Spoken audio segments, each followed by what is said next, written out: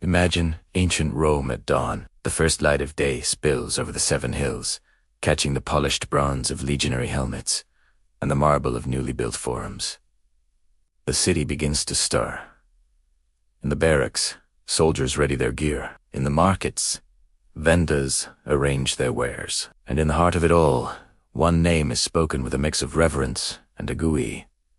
Trajan. Who was this man, whose legacy is etched into the very stones of Rome? He was more than just an emperor. He was a phenomenon. Under his rule, the Roman Empire didn't just flourish. It swelled to its absolute zenith, its borders stretching from the misty shores of Britain to the sun-scorched sands of Mesopotamia. Never before, and never again, would the Roman eagle cast its shadow over such a vast expanse of the known world. But to label Trajan merely as a conqueror would be to tell only half the story. He was a paradox, a man of extraordinary contrasts. He was a soldier at heart, most comfortable on the battlefield, marching alongside his men, sharing their rations and their hardships. He led from the front, earning the unwavering loyalty of his legions, not through command, but through camaraderie. His victories in Dacia and Parthia were legendary, campaigns that brought immense wealth and new territories into the Roman fold. Yet, this same hardened general was also a visionary builder, a caretaker of his people. When he wasn't expanding the empire's frontiers, he was enriching its heart. He poured the spoils of war not into personal luxury, but into public works on a scale never seen before. Think of Trajan's Market, the world's first shopping mall, a sprawling complex of shops and offices that served the everyday Roman. Picture the magnificent Trajan's Forum, larger and more grand than all the preceding imperial forums combined, a testament to his ambition and his dedication to the civic life of the capital. And, of course, there's Trajan's Column, a masterpiece of propaganda and art, its spiraling narrative telling the story of his Dacian wars for all of eternity. He was a man who understood power, but also understood people. Born not in Rome, but in the province of Hispania, he was the first emperor to come from outside of Italy. This gave him a unique perspective, a connection to the wider empire and its diverse populations. He wasn't a distant, divine figure locked away in a palace. He was accessible. Stories from the time tell of him walking the streets of Rome, listening to the petitions of ordinary citizens, and dispensing justice with a fair hand. He lowered taxes, supported the poor with a program known as the Alimenta, which provided food and education for orphan children, and embarked on a massive infrastructure program building roads, bridges, and aqueducts that stitched the empire together more tightly than ever before. The famous Aqua Traiana, for instance, brought fresh water to parts of Rome that desperately needed it. His contemporaries called him Optimus Princeps, the best of rulers. It wasn't just a title, it was a reflection of genuine public sentiment. Even centuries after his death, new emperors would be inaugurated with the hopeful prayer, Felicior Augusto, melior Traiano, be more fortunate than Augustus, and better than Trajan. That's the weight of his legacy. He set the gold standard for what a Roman emperor should be, a defender of the realm, a provider for his people, a builder of cities, and a man of integrity. So, how did this provincial soldier rise to become the master of the Roman world? What drove his relentless campaigns of conquest, and how did he manage to be both a fearsome warrior and a beloved administrator? In this series, we're going to journey back in time to the turn of the 2nd century AD. We'll march with Trajan's legions across the Danube, stand in the shadow of his architectural marvels, and navigate the complex political landscape of imperial Rome. We'll separate the man from the myth and explore the life and times of the emperor who took Rome to its absolute peak. This is the story of Marcus Ulpius. His story begins not in the gilded halls of power, but on the rugged frontiers of the empire. Born in the year 53 AD, in the city of Italica, in modern-day Spain, Trajan was a product of his family was prominent, but they were not part of the old Roman aristocracy. His father, also named Marcus Ulpius Traianus, was a successful senator and general who had risen through the ranks on merit. From a young age, Trajan was immersed in military life. He followed in his father's footsteps, serving with distinction in various legions across the empire, from Syria to Germany. He wasn't a philosopher like Marcus Aurelius, or a schemer like Tiberius. He was a soldier's soldier. He was tall, strong, and possessed an easygoing charisma that endeared him to his men. He understood the rhythm of military life, the importance of discipline, but also the value of shared experience. He didn't just command, he participated. This hands-on experience on the frontiers gave him an unparalleled understanding of the empire's strengths and its vulnerabilities. He saw firsthand the pressures on the borders and the challenges of governing a vast and diverse territory. His big break came during the reign of the aging and childless Emperor Nerva. Nerva's rule was shaky. After the assassination of the tyrannical Domitian, the Senate had appointed Nerva, an elderly and respected senator, to restore stability. But Nerva lacked military support, and a mutiny by the Praetorian Guard nearly toppled him. Realizing he needed a strong successor with the army's backing, Nerva made a brilliant and unprecedented move. He looked past the Roman elite and adopted the most popular and respected general in the empire, Trajan, who was then governor of Upper Germany. In 97 AD, the message reached Trajan at his post on the Rhine frontier. He was now Caesar, the heir to the Roman Empire. It was a testament to his reputation. He didn't have to conspire or fight for the throne. It was given to him because he was, quite simply, the best man for the job. When Nerva died just a few months later, Trajan's ascension was seamless, but he didn't rush back to Rome to claim his prize. Instead, he spent the better part of a year consolidating the Rhine and Danube frontiers, ensuring the empire's defenses were secure before making his grand entrance into the capital. This sent a clear message.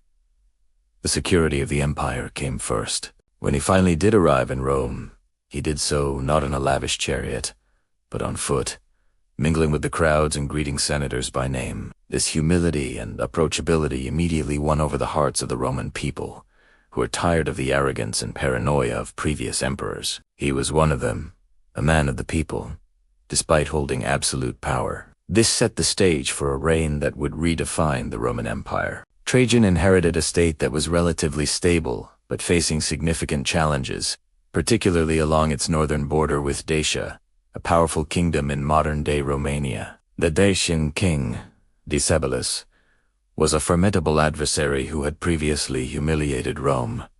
For Trajan, the soldier emperor, this was an unacceptable affront to Roman honor and a direct threat to the empire's security. It wasn't just about revenge. It was about securing a volatile frontier and acquiring the resources Rome needed to thrive. The Dacian lands were rich in gold and silver mines, resources that could fund Trajan's ambitious plans for the empire. And so, the gears of the Roman war machine began to turn. In 101 AD, Trajan launched his first Dacian war. It was a massive undertaking, involving over 100,000 Roman soldiers. But this was Trajan in his element. He personally led the charge, building bridges, directing sieges, and fighting alongside his men. The campaign was brutal and hard-fought, but by 102 AD, Decebalus was forced to sue for peace.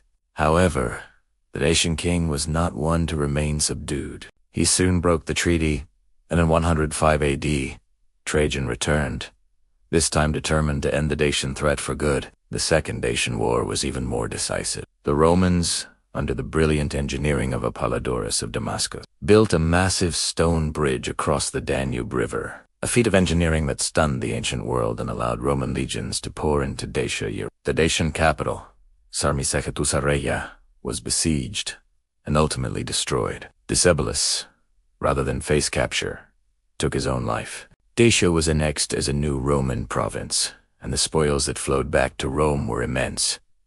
Hundreds of thousands of pounds of gold and silver. This incredible wealth funded the grand building projects that would transform the face of Rome and secure Trajan's legacy as Optimus Princeps.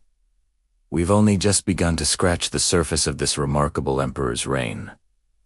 The conquest of Dacia was just the beginning. Join me next time as we explore how Trajan used this newfound wealth to become Rome's greatest builder and how, in his final years, his ambition led him to the farthest corners of the East in a final epic campaign. Thank you so much for watching. If you enjoyed this journey into Roman history, please hit that like button, subscribe to the channel, and ring the bell so you don't miss the next chapter. in the story of Emperor Trajan. We'd love to hear your thoughts in the comments below. Have you ever wondered what makes a great leader? Is it where they come from? Their family name? Or is it something deeper? Something forged in the fires of discipline and experience? Today, we're diving into the story of one of Rome's most celebrated emperors, a man who broke the mold and redefined what it meant to be Roman. This is the story of Trajan, the boy from Hispania who became a legend. Most Roman emperors before him were, well, Roman. They were born in Italy, often in Rome itself, hailing from ancient aristocratic families. But Marcus Ulpius Traianus was different. He was born in 53 AD in a city called Italica, nestled in the heart of the Roman province of Hispania Baetica, near modern-day Seville, Spain. Imagine a bustling Roman city, but with the sun-drenched landscapes and vibrant culture of southern Spain. This was Trajan's world. His very origin set him apart. He was a provincial, a man from the outskirts of the empire. This might sound like a disadvantage, but it gave him a unique perspective. Unlike emperors who only knew the marbled halls of Rome, Trajan understood the vast, diverse tapestry of the Roman world from the ground up. He knew the people, the challenges, and the potential of the provinces. Because he was one of them, this connection would become a hallmark of his reign, earning him the love and loyalty of millions across the empire. But don't mistake his provincial roots for a lack of Roman credentials. His family, the Ulpi, were of Roman stock. Having settled in Spain generations earlier, they were respected and influential. His father, also named Marcus Ulpius Traianus, was a towering figure in his own right. He was a successful general and senator who had served the empire with distinction. From his father, young Trajan didn't just inherit a name. He inherited a legacy of military discipline, duty, and unwavering loyalty to Rome.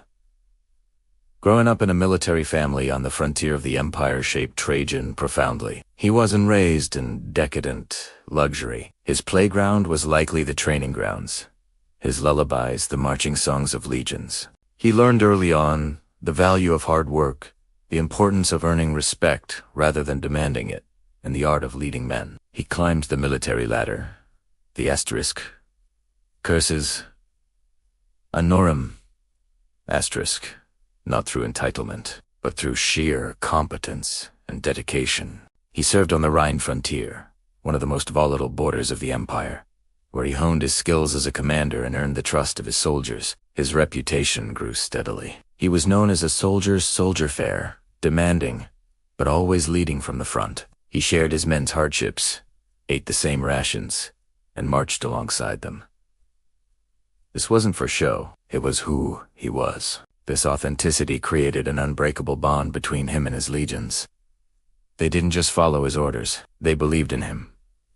This loyalty wasn't just confined to the military. His integrity and straightforward nature also caught the attention of those in power back in Rome.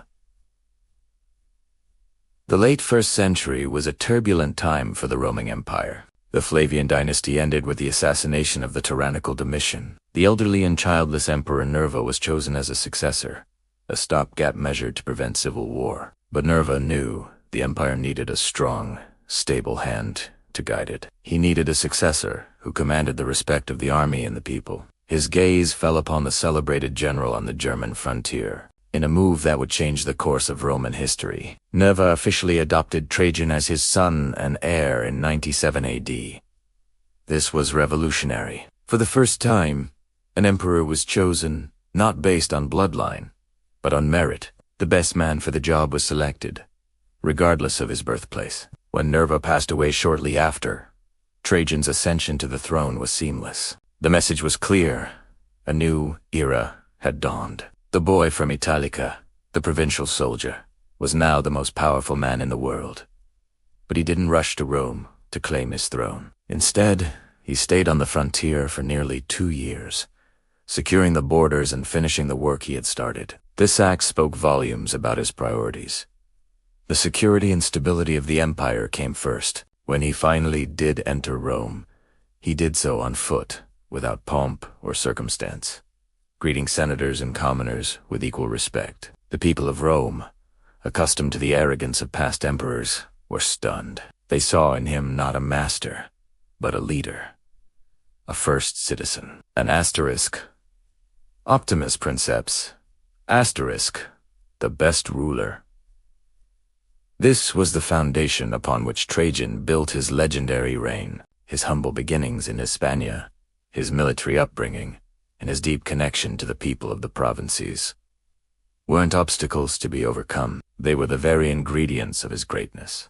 He proved that the strength of Rome didn't just lie in the 7 hills of its capital, but in the loyalty, talent, and spirit of its people, wherever they might be born. His story is a powerful reminder that true leadership comes from character, not from circumstance. Thank you so much for joining me on this journey back in time. If you found this story as fascinating as I do, please hit that like button and subscribe for more deep dives into history's most incredible figures. Let us know in the comments what you think made Trajan such a unique emperor. We'll see you in the next chapter. Imagine Rome at the end of the 1st century. The city and the entire empire is holding its breath. The year is 96 AD, and the Emperor Domitian is dead, assassinated in his own palace. For 15 long years, his reign had cast a shadow of fear and suspicion over the Roman world. He was an absolute ruler, a micromanager who demanded to be called Dominus et Dos, master and god. The Senate, once the proud heart of the Republic, was reduced to a rubber stamp, its members living in constant terror of the emperor's paranoia. Informers, known as *delatoris*, lurked in every corner, ready to twist a careless word into a charge of treason. Executions and confiscations of property became disturbingly common, while Domitian was an efficient administrator and a capable military commander who strengthened the frontiers. His legacy at home was one of autocracy and exhaustion. The air in Rome was thick with relief, but also with deep uncertainty. The system was broken. The people were tired of tyranny. The empire was yearning for a change, for a breath of fresh air. This is the world into which our future emperor, Marcus Ulpius, Trajanus, or Trajan, is about to step. But he wasn't in Rome when the news of Domitian's death arrived. He was far away, commanding legions on the German frontier. At this point, he was a respected general in his early 40s, known for his discipline, his fairness, and his dedication to the army. He was born not in Rome, or even in Italy, but in a town called Italica, in the province of Hispania Baetica, modern-day Spain. This made him a provincial, an outsider in the traditional Roman aristocracy. His family had a distinguished history of service, but they weren't part of the ancient, blue-blooded elite that had dominated Roman politics for centuries. This background would prove to be one of his greatest strengths. He understood the empire not just from the gilded halls of the Palatine Hill, but from the perspective of the provinces that were its backbone. He knew the soldiers, the merchants, and the farmers who made the empire run. Back in Rome, the conspirators who had eliminated Domitian moved quickly. They couldn't afford a power vacuum. The last time that happened, after Nero's death, it had plunged Rome into the chaotic year of the 4 emperors. They needed a safe bet, a placeholder, someone to calm the storm. Their choice was a man named Nerva. Marcus Cocceius Nerva was an elderly, respected, and, most importantly, childless senator. He was the complete opposite of Domitian Mildman, respected by his peers and unlikely to start another dynasty of terror. The Senate, overjoyed to be free of Domitian, quickly proclaimed him emperor. Nerva's first acts were to signal a new beginning. He swore an oath that he would not execute any senators. He recalled those exiled by Domitian, and he put a stop to the treason trials that had plagued the previous reign. He was, in essence, trying to turn back the clock to a time of greater cooperation between the emperor and the Senate. But Nerva's position was precarious.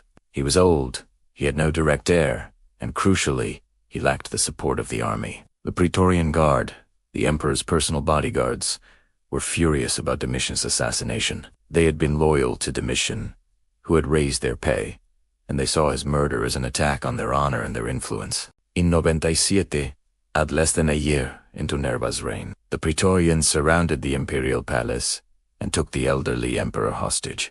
They demanded that he hand over Domitian's assassins for execution, and Nerva, powerless, was forced to comply. It was a moment of profound humiliation for the new emperor, and a clear sign that goodwill alone could not rule Rome. The legions on the frontiers were watching, and their loyalty was the ultimate currency of power.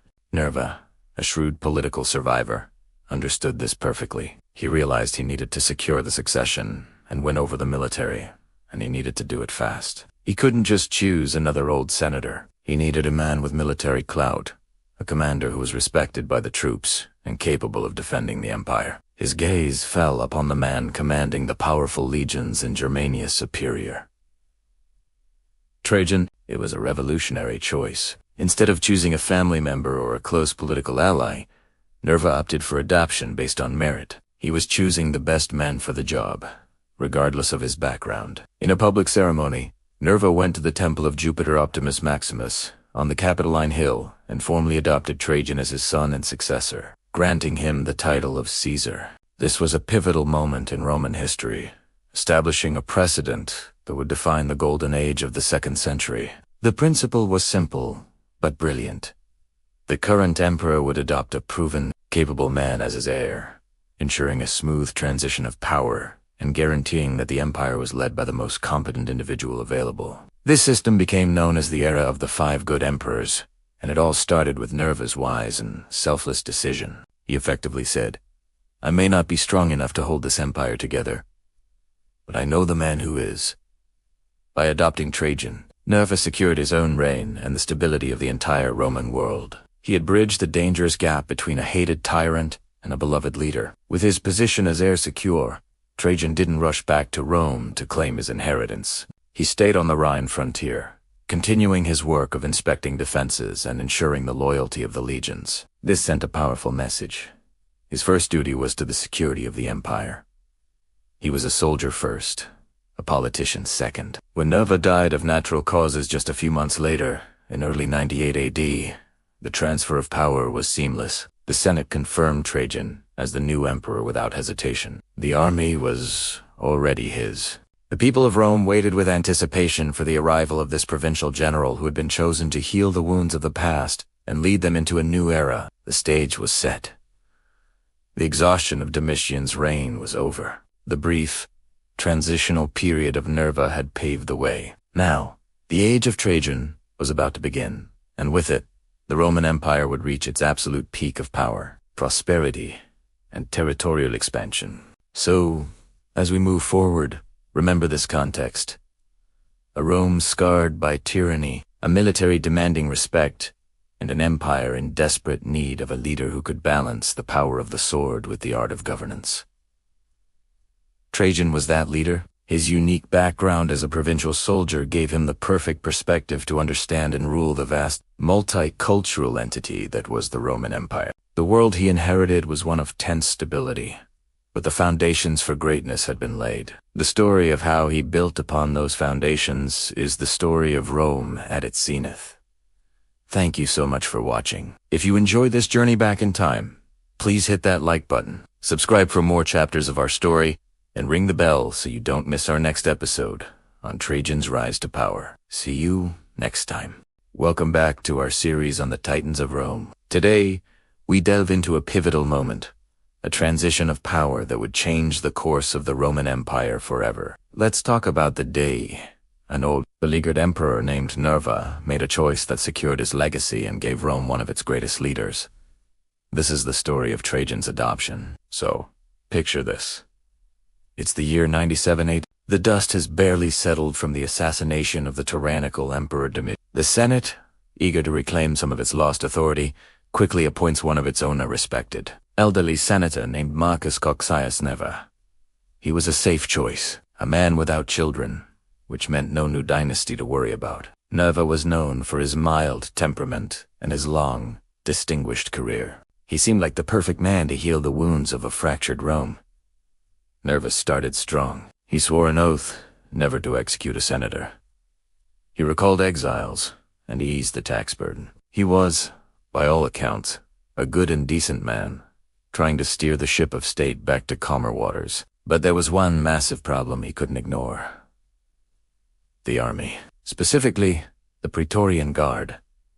The emperor's elite bodyguards. They had been fiercely loyal to Domitian, who had lavished them with pay raises and privileges. They saw Nerva not as a savior, but as a weak, Senate-appointed bureaucrat who who had allowed their patron to be murdered. They seethed with resentment, and the Praetorians were not a group you wanted as your enemy. This simmering tension boiled over in a dramatic and terrifying way. The commander of the Praetorian Guard, a man named Casperius Alinus, led a mutiny. He and his soldiers stormed the imperial palace, effectively taking the emperor hostage. They demanded that Nerva hand over the men responsible for Domitius' assassination, whom Nerva was protecting. In a moment of incredible bravery, or perhaps desperation, the elderly Nerva bared his neck and told the mutineers to strike him instead. But they refused. They humiliated him, forced him to give up the assassins, who were then brutally killed. To add insult to injury, they even made Nerva give a public speech, thanking the Praetorians for their loyalty. It was a complete and utter humiliation. Nerva's authority was shattered. Everyone in Rome, from the highest senator to the common man in the street, now saw him as powerless, a puppet of his own guards. He knew, in that moment, that his reign was on borrowed time. He needed to do something drastic to regain control and secure the stability of the empire. He needed a partner, an heir, someone with the respect and, most importantly, the loyalty of the legions. His mind turned not to the elites in Rome, but to the frontiers. He looked towards the man commanding the powerful armies along the German border, Marcus Oppius Trianus, or as we know him, Trajan. Trajan was everything.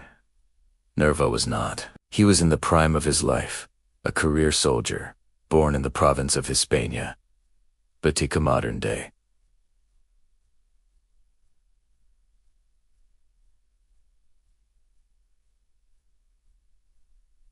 Spain? This made him the first non-Italian emperor, a hugely significant detail. He was a general's general, a man who shared his soldiers' hardships, who knew them by name, who commanded their absolute devotion not through fear, but through genuine respect. He was tough, he was fair, and he had the unwavering backing of the most powerful armies in the empire. For Nerva, Trajan wasn't just a good choice. He was the only choice. So, in October of 97 AD, Nerva made his move. He walked to the temple of Jupiter Optimus Maximus on the Capitoline Hill, the most sacred spot in all of Rome.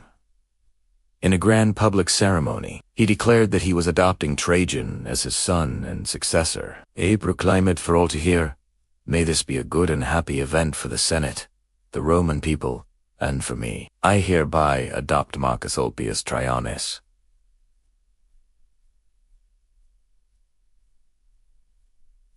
News was dispatched immediately to Trajan, who was at his post in Germany. Can you imagine receiving that message? One day you're a provincial governor and a general, albeit a very successful one. The next, you are the heir to the entire Roman world. Trajan, in a characteristic display of duty, didn't rush back to Rome to claim his new status. He stayed on the frontier, finishing his work, securing the borders. His message was clear.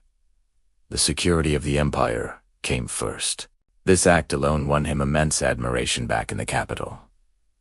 Nerva's decision was a stroke of political genius. In one move, he had neutralized the Praetorian Guard, who would dare challenge the chosen successor of the army's favorite general. The mutiny evaporated. The commander, Casperius Alinus, was promptly invited by Trajan to join him in Germany, where he was quietly dismissed from service and likely from life itself. Loyalty was restored. The army was now firmly on the side of the imperial house. This adoption was more than just a political maneuver. It was deeply symbolic. It represented a passing of the torch. Nerva symbolized the old Rome, the senatorial aristocracy, the traditions of the Republic, the Italian-centric worldview. He was the last gasp of an old way of doing things. Trajan, the provincial soldier, represented the new Rome. A Rome where merit, not just lineage, determined your destiny. A Rome whose strength came from all corners of its vast territory, not just the city itself. It was the birth of what we now call the era of the 5 good emperors, a system where the reigning emperor chose his successor based on ability, not blood. This moment established a precedent.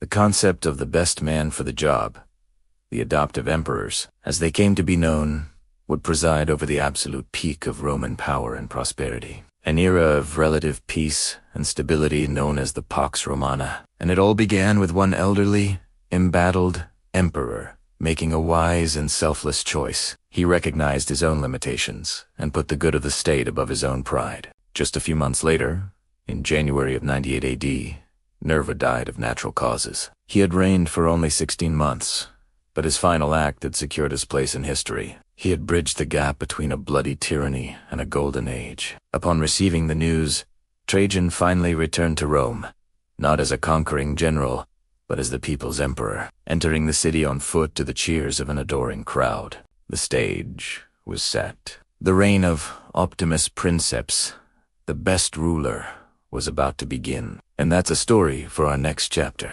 Thanks so much for joining me on this journey into Rome's past. If you enjoyed this video, please hit that like button, subscribe to the channel, and ring the bell so you don't miss our upcoming episode on the epic reign of Emperor Trajan. See you next time. Welcome back to our series on the 5 good emperors. Today, we're diving into Chapter 4, The Rise to Power, focusing on the man who would redefine the boundaries of the Roman Empire, Trajan. His journey to the throne is a story of merit, stability, and a refreshingly peaceful transition of power. So, where did we leave off? The elderly and childless Emperor Nerva was on the throne.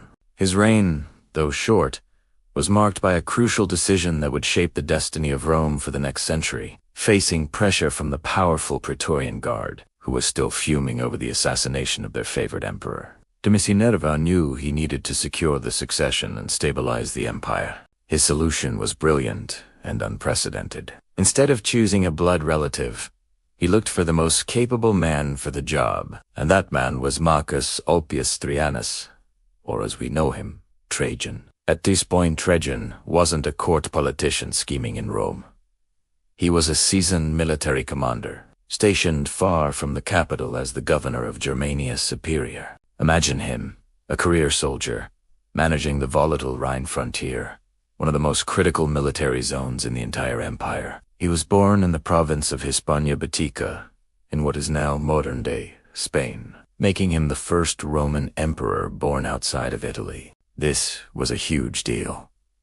It signaled a major shift in Roman politics, showing that leadership was no longer the exclusive right of the Italian aristocracy. Your origin mattered less than your ability. Trajan had built an impeccable reputation. He was known for his discipline, his fairness to his troops, and his strategic mind. He had served under his own father, a respected senator and general, climbing the ranks through sheer competence. He wasn't just a tough general.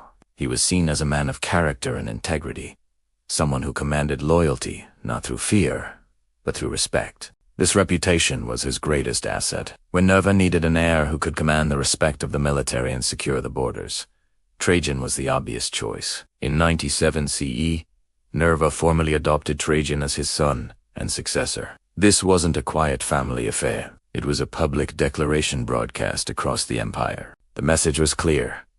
This is the next emperor, a man chosen for his proven ability. This move immediately calmed the restless legions and the Praetorian Guard. They knew Trajan. They respected him. The succession was secure. Just a few months later, in January of 98 CE, Nerva died of natural causes. This is where Roman history often gets bloody. The death of an emperor could trigger civil wars, assassinations, and chaos as different factions vied for control. But not this time. When the news of Nerva's death reached Trajan, he was still on the Rhine frontier. And what did he do? Did he rush to Rome to claim his throne? Worried about potential rivals? No. He stayed right where he was for nearly 2 years. This was a masterful political move. By remaining at his post, inspecting the defenses, and securing the German frontier, he sent a powerful message to the entire empire.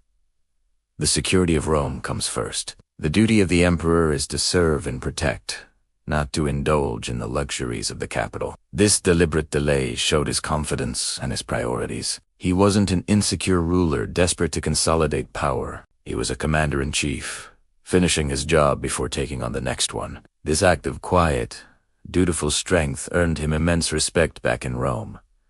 The Senate, which often clashed with emperors, welcomed him with open arms. The people of Rome, tired of the instability and paranoia of previous reigns, saw him as a figure of hope and stability. When Trajan finally did enter Rome in the year 99 CE, he didn't arrive with the usual imperial pomp and armed escort. He walked into the city on foot, greeting senators by name and mingling with the citizens. It was a gesture of humility and approachability that stood in stark contrast to the autocratic style of emperors like Domitian. He was signaling a new kind of leadership, one based on partnership with the Senate and respect for the people. And so, the transition was complete.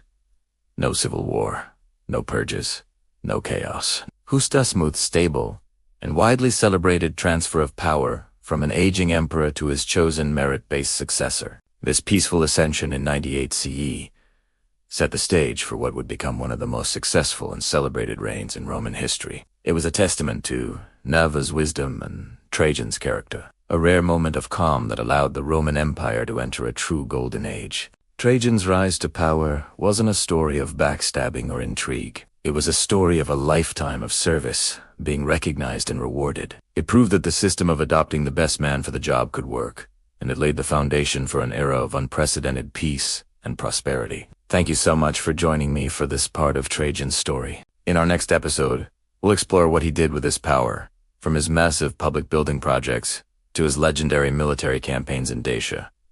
You won't want to miss it. If you enjoyed this video, please hit that like button, subscribe to the channel, and ring the bell so you don't miss our next chapter. We'll see you next time. Hello everyone, and welcome back to our series on the 5 Good Emperors. Today we delve into the life of a man who was more at home in a legionary camp than in a palace, a leader whose name became synonymous with military excellence and the peak of the Roman Empire's power. Marcus Oppius Trajanus, or as we know him. When Nerva adopted Trajan as his successor in 97 AD, it wasn't just a political move, it was a statement. Rome was getting a leader forged in the crucible of military life. Trajan wasn't an aristocrat who played at being a general. He was a general who happened to become an emperor. His entire life, before ascending to the throne, was steeped in the traditions and rigors of the legions. He had served on the Rhine, in Spain, and in Syria. He understood the sweat, the fear, and the camaraderie of the common soldier because he had lived it. So, what was the first thing Trajan did upon hearing he was the new master of the Roman world? Did he rush to Rome to claim his throne and bask in the glory? No. That wasn't his style. Instead, he stayed right where he was, on the frontier. His duty was to the empire's security first. For nearly 2 years, he traveled extensively along the Rhine and Danube rivers, the empire's most volatile borders. This wasn't a ceremonial tour. It was a hands-on inspection of Rome's military might. Imagine the scene. The Emperor of Rome, the most powerful man on earth, arriving not in a golden litter but on horseback, wearing the same gear as his men. He would march with them, sometimes for miles, sharing their coarse rations and sleeping under the stars in a simple campaign tent. He didn't just review the troops from a distance. He got down in the mud with them. He inspected their equipment personally, tested their readiness, and participated in their training drills. He knew the names of his centurions. He recognized veteran legionaries, and he listened to their concerns. This wasn't just for show. It was a masterclass in leadership. By sharing their hardships, Trajan showed his soldiers that he was one of them. He wasn't some distant figure in Rome. He was their commander, their comrade, their asterisk. Camilito. Asterisk. This built a bond of loyalty and affection that was unbreakable. The soldiers didn't just respect Trajan, they loved him. They would follow him anywhere, and they soon would. But don't mistake this empathy for softness. Trajan was a disciplinarian of the highest order. He demanded excellence and enforced the strict rules of the Roman army without compromise. Cowardice, insubordination, or sloppiness were dealt with swiftly and justly. He understood that discipline was the bedrock of the army's strength and the key to its survival on the battlefield. Soldiers knew that under Trajan, standards were absolute. This is the fascinating paradox of Trajan's leadership style. He was both strict and approachable, a perfect balance of command and humanity. He could order a grueling 20-mile march one day and then sit by the campfire with his men that night, sharing stories and a drink. He was fair in his judgments, promoting soldiers based on merit, not on their connections. He ensured they were well paid, well fed, and well cared for. When a soldier was wounded, Trajan was known to tear his own tunic to make bandages. This combination of qualities created an army with incredible morale and fighting spirit. His soldiers trusted him completely. They knew he was competent, that he cared for their welfare, and that he wouldn't ask them to do anything he wouldn't do himself. This deep-seated loyalty was the foundation upon which he would build his future military triumphs. He wasn't just inspecting the borders. He was sharpening the sword of Rome for the campaigns to come. These early years on the frontier defined his reign. They cemented his reputation as the soldier emperor and demonstrated to the entire Roman world that their new leader was a man of action, disciplined, and profound connection to the legions that guarded the empire. He was proving that the best emperor was not necessarily a politician, but a soldier who understood the true source of Rome's power. This period was crucial because it set the stage for one of the most significant military undertakings in Roman history, the Dacian Wars. The wealth and security of the empire were on the line, and Trajan knew that success would depend entirely on the discipline and devotion of the men he now led. The time for inspection was over. The time for war was approaching. Join us next time as we march with Trajan and his legions across the Danube and into the heart of Dacia, where he would face one of Rome's most formidable enemies and earn his place in history as one of the greatest military commanders the world has ever seen. Thank you so much for watching. If you enjoyed this video and want to learn more about this incredible period of history, please hit that like button, subscribe to the channel, and ring the notification bell so you don't miss our next chapter. We'll see you then. As the first century drew to a close, a storm was gathering on the northern frontier of the Roman Empire. Beyond the vast, flowing expanse of the Danube River, a kingdom was rising, a power that would come to challenge the might of Rome itself. This was Dacia, a land of rugged mountains, dense forests, and fierce, independent people. And at its head was a king whose name would be etched in history alongside Rome's greatest adversaries. To understand the threat Dacia posed, you have to picture the landscape. This wasn't the open, rolling terrain of Gaul or the sun-baked plains of Spain. This was a fortress forged by nature. The Carpathian Mountains, carved through the heart of Dacia, their jagged peaks and deep, shadowed valleys creating a natural defensive barrier. Thick, ancient forests covered the land, a maze of towering trees and tangled undergrowth, where an army could disappear, where ambushes could be laid at every turn. The Dacians knew this land intimately. For the Romans, it was an alien and hostile world. For decades, the relationship between Rome and Dacia had been a tense dance of diplomacy, skirmishes, and uneasy truces. The Dacians were not just scattered tribes, under skilled leaders like Berbista a century earlier, and now Decebalus. They had unified into a formidable kingdom. They had a structured society, a strong military, and a thriving economy, fueled by rich gold and silver mines hidden within their mountains. This wealth was not just for show. It funded their armies and fortified their strongholds. The tension wasn't just military, it was economic. The Danube River was a vital artery for Roman trade, a highway connecting the eastern and western provinces. Dacian power, looming just across the river, was a constant threat to this crucial commercial lifeline. Raids across the Danube became more frequent and more brazen. Dacian warriors would sweep down into the Roman province of Mysia, disrupting trade, attacking settlements, and then melting back into their forested homeland before the legions could mount an effective response. It was Emperor Domitian who first truly felt the sting of Dacian power. His campaigns in the 80s AD ended not in a decisive Roman victory, but in a humiliating peace treaty. Rome was forced to pay subsidies to Decebalus, and even provide him with Roman engineers and artisans to help build his fortifications. Imagine that, the Roman Empire, the conqueror of the known world, paying a barbarian king to keep the peace. For the proud Roman elite, this was an unbearable insult, a stain on their honor that had to be wiped clean. Decebalus was no simple tribal chieftain. He was a brilliant strategist and a charismatic leader. He centralized power, modernized his army with Roman-style siege weapons and tactics thanks, in part, to Domitius' treaty and built a network of formidable fortresses, known as Davy Asterisk, high in the mountains. The most impressive of these was his capital, Sarmisigitasa, Regia, a political, military, and spiritual center nestled deep within the Oresti Mountains, protected by a series of satellite forts. It was a near impregnable stronghold. So when Trajan ascended to the throne in 98 AD, he inherited a deeply unstable situation on the Danube frontier. The peace was fragile, a temporary solution that solved nothing. The Dacian kingdom was growing stronger, richer, and more audacious with each passing year. Decebalus, empowered by Roman subsidies and technology, was not a king who would be content to remain a client. He saw himself as an equal to the Roman emperor, and his ambition was a direct challenge to Roman supremacy. The threat was existential.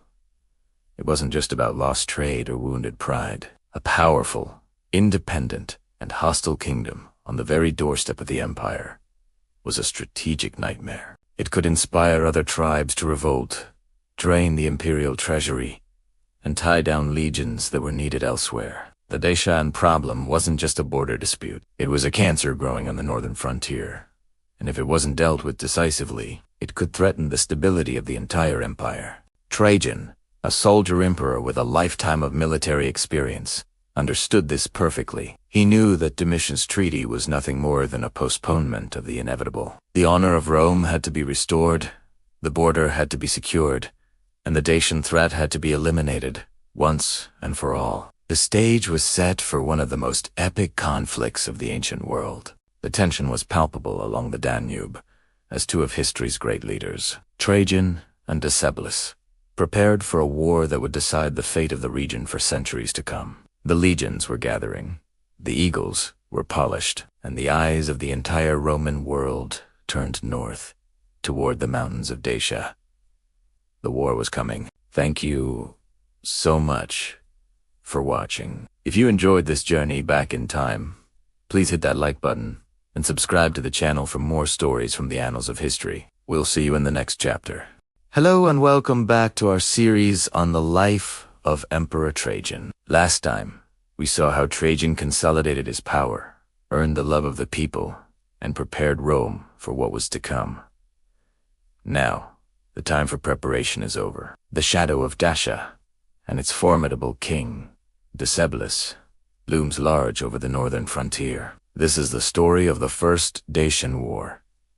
The year is 101 CE. The memory of Emperor Domitian's failed campaign against the Dacians is still a fresh wound on Roman pride. A peace treaty had been signed, but it was a peace bought with gold, a humiliating annual subsidy paid to Decebalus. For an emperor like Trajan, a soldier through and through, this was more than just bad policy. It was an intolerable stain on Roman honor. Dacia was rich in gold and silver, resources Rome desperately needed. But more than that, Decebalus was a skilled and ambitious ruler who had unified the Dacian tribes into a potent military force. He was a threat that couldn't be ignored or paid off. The time for talking was over. The time for war had arrived. Trajan didn't just march an army north. He unleashed the full might of Roman engineering and logistical genius. This wasn't going to be a simple, punitive expedition. This was an invasion, and it had to be supplied. The Danube River, a vast and wild frontier, was the first great obstacle. So, what did the Romans do? They decided to build a road where no road could exist.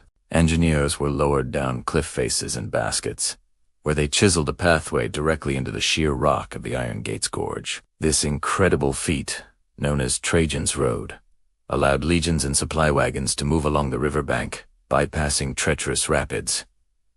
But a road on one side wasn't enough. The army needed to cross the river. The solution was a masterpiece of military engineering. A massive pontoon bridge. Thousands of boats were lashed together, creating a stable, wide roadway stretching across the Danube's powerful current. Imagine the sight. Nearly 100,000 legionaries, auxiliaries, and support staff, a city on the move, crossing this temporary bridge into hostile territory. The scale is almost unimaginable. This wasn't just about moving soldiers, it was about sustaining them. Every soldier needed food, water, equipment, and medical care. A complex network of supply depots and forts was established, ensuring the army could operate deep within Dacia for an extended period. This logistical backbone was the true secret to Roman military success. Once across the Danube, the campaign began in earnest. The Roman army, a disciplined and multicultural force drawn from every corner of the empire, advanced in two main columns. Trajan, ever the general, led from the front, sharing the hardships of his men. The terrain was brutal. The Dacians didn't fight on open plains. Their heartland was a fortress of rugged mountains and dense forests. The weather was just as much an enemy, with scorching summers turning into bitterly cold winters. The Dacians, under the brilliant command of Decebalus, were not a disorganized barbarian horde. They were a disciplined and ferocious force. They knew their homeland intimately, using the terrain to their advantage. They would launch lightning-fast raids from hidden forest positions, striking at Roman columns and supply lines before melting back into the wilderness. Their primary fortress and capital, Sarmisagetus Regia, was a marvel of defensive engineering. A network of strongholds perched high in the Oresti Mountains. The fighting was savage and relentless. Roman discipline was tested to its absolute limit. One of the most famous and decisive battles of this first war took place at Here, the Romans clashed with the main Dacian army. The battle was a bloody, hard-fought affair. The Dacians charged with terrifying ferocity, their signature weapon, the two-handed falx, proving devastating. This curved blade could hook around shields and deliver powerful, cleaving blows capable of splitting a Roman helmet or shearing off a limb. In fact, the falx was so effective that the Romans were forced to adapt their own equipment, reinforcing their helmets, and developing special arm and leg guards, the manica and greaves, specifically to counter this weapon. Despite the ferocity of the Dacian resistance, the superior organization, training, and sheer weight of numbers of the Roman legions began to tell. After the grueling battle at Tapai, where the Romans secured a costly victory, they pushed deeper into Dacian territory. They systematically reduced Dacian strongholds one by one, a slow, grinding process of siege warfare. The Roman artillerytha, ballisti, and onagers pounded fortifications unto rubble, while the legionaries, masters of siegecraft, built ramps and towers to assault the walls. As the winter of 101 Saproace Decebalus, seeing the relentless Roman advance, attempted a brilliant and daring strategic move. He didn't just defend, While Trajan was deep in the mountains, Decebalus launched a massive invasion across the frozen Danube, further downstream, into the Roman province of Mysia. His goal was to force Trajan to abandon his Dacian campaign and rush back to defend Roman territory. It was a classic pincer movement, designed to catch the Romans off guard. But Trajan was not idly rattled. Leaving a sufficient force to hold his gains in Dacia, he and a corps of his army undertook a forced march through the snow and ice to meet this new threat. The resulting battle, fought at Adamclisi, was one of the most brutal of the entire war. The Romans suffered heavy casualties,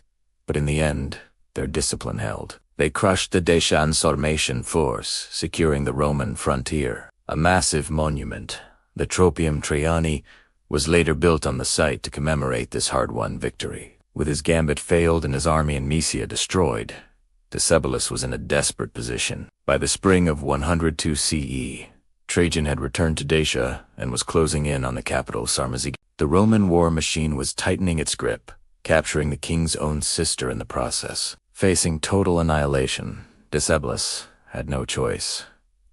He sued for peace. Trajan, perhaps wary of a long and costly winter siege in the mountains, agreed, but the terms were harsh.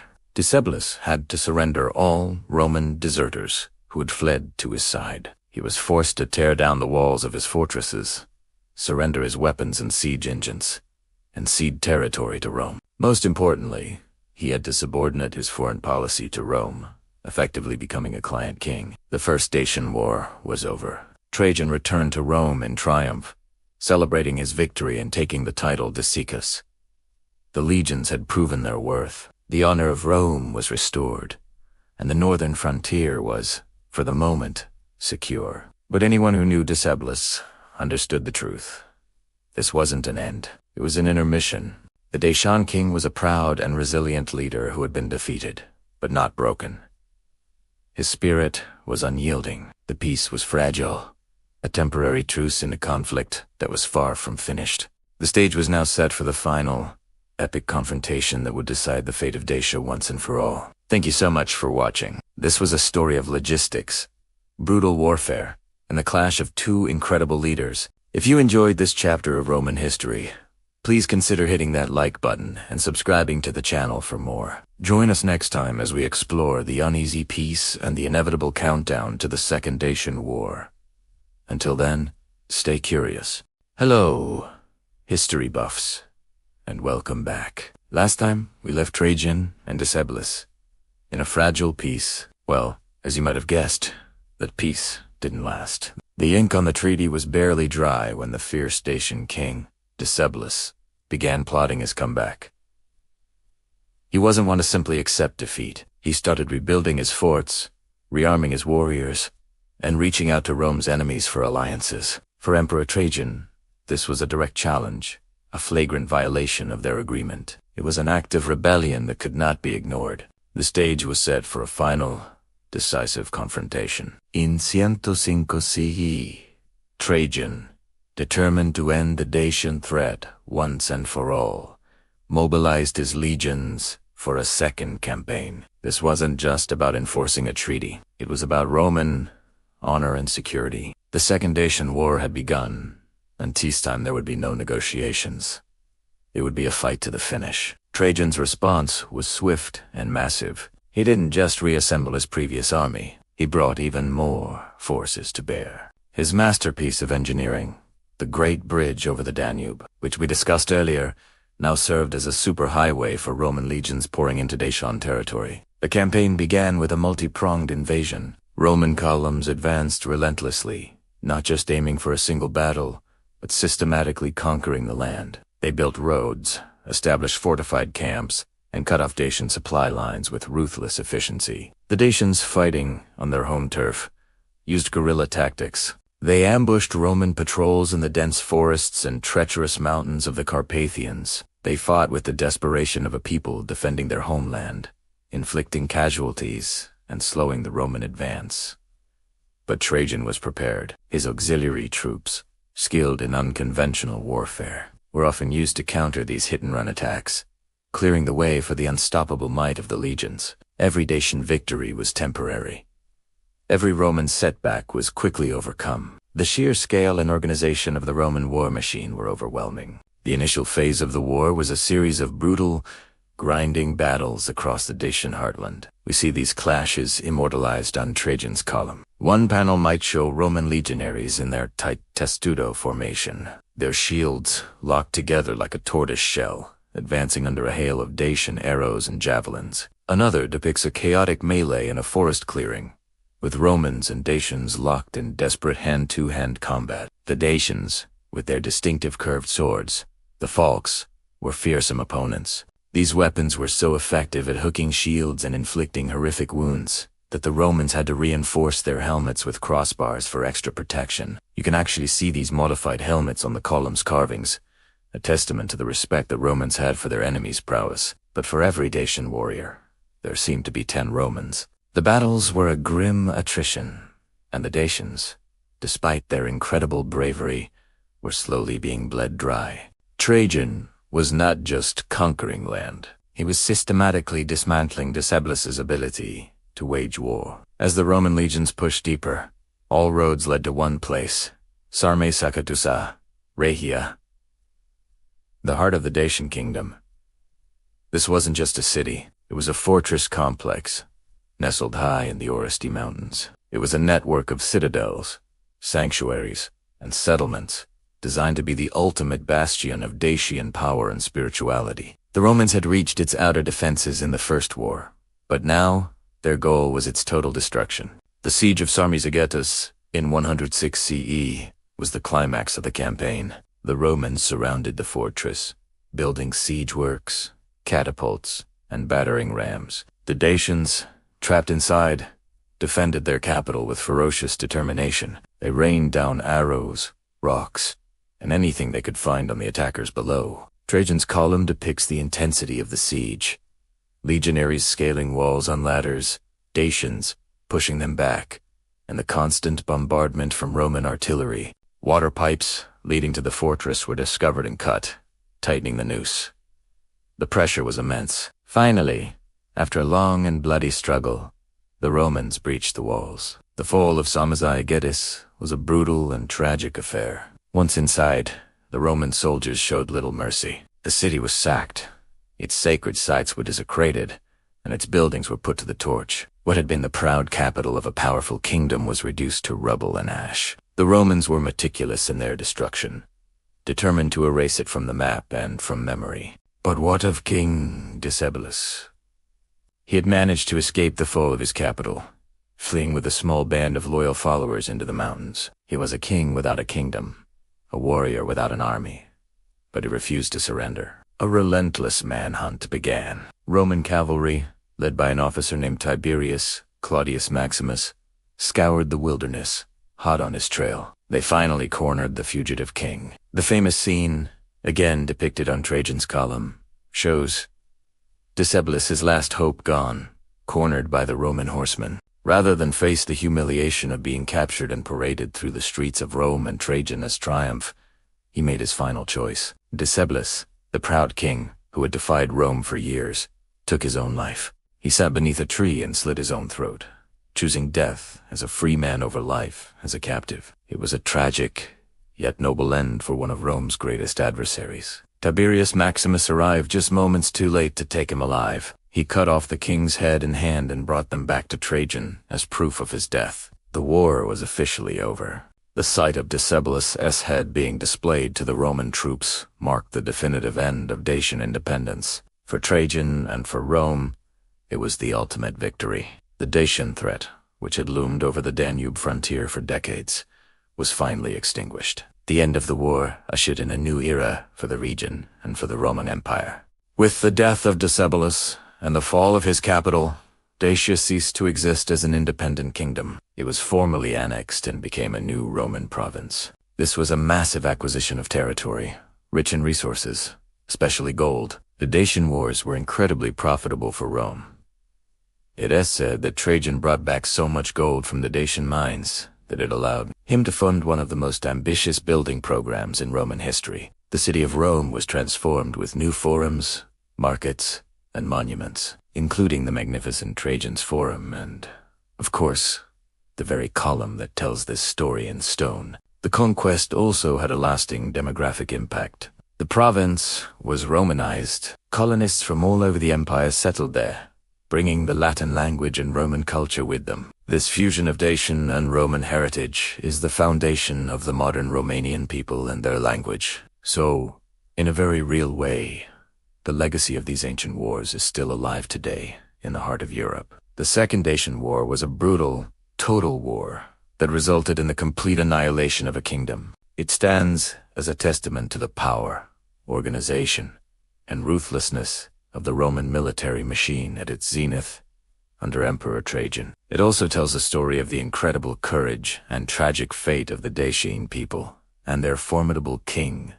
He fought for his people's freedom against the greatest superpower of the ancient world, and while he ultimately lost, his name is remembered as a symbol of fierce resistance. For Trajan, this was his defining military achievement. It earned him the title Dacius and secured his place in history as one of Rome's greatest conquerors. The story of their conflict, etched forever on Trajan's column, remains one of the most compelling and dramatic episodes in the entire history of the Roman Empire. And that concludes our deep dive into the Dacian Wars.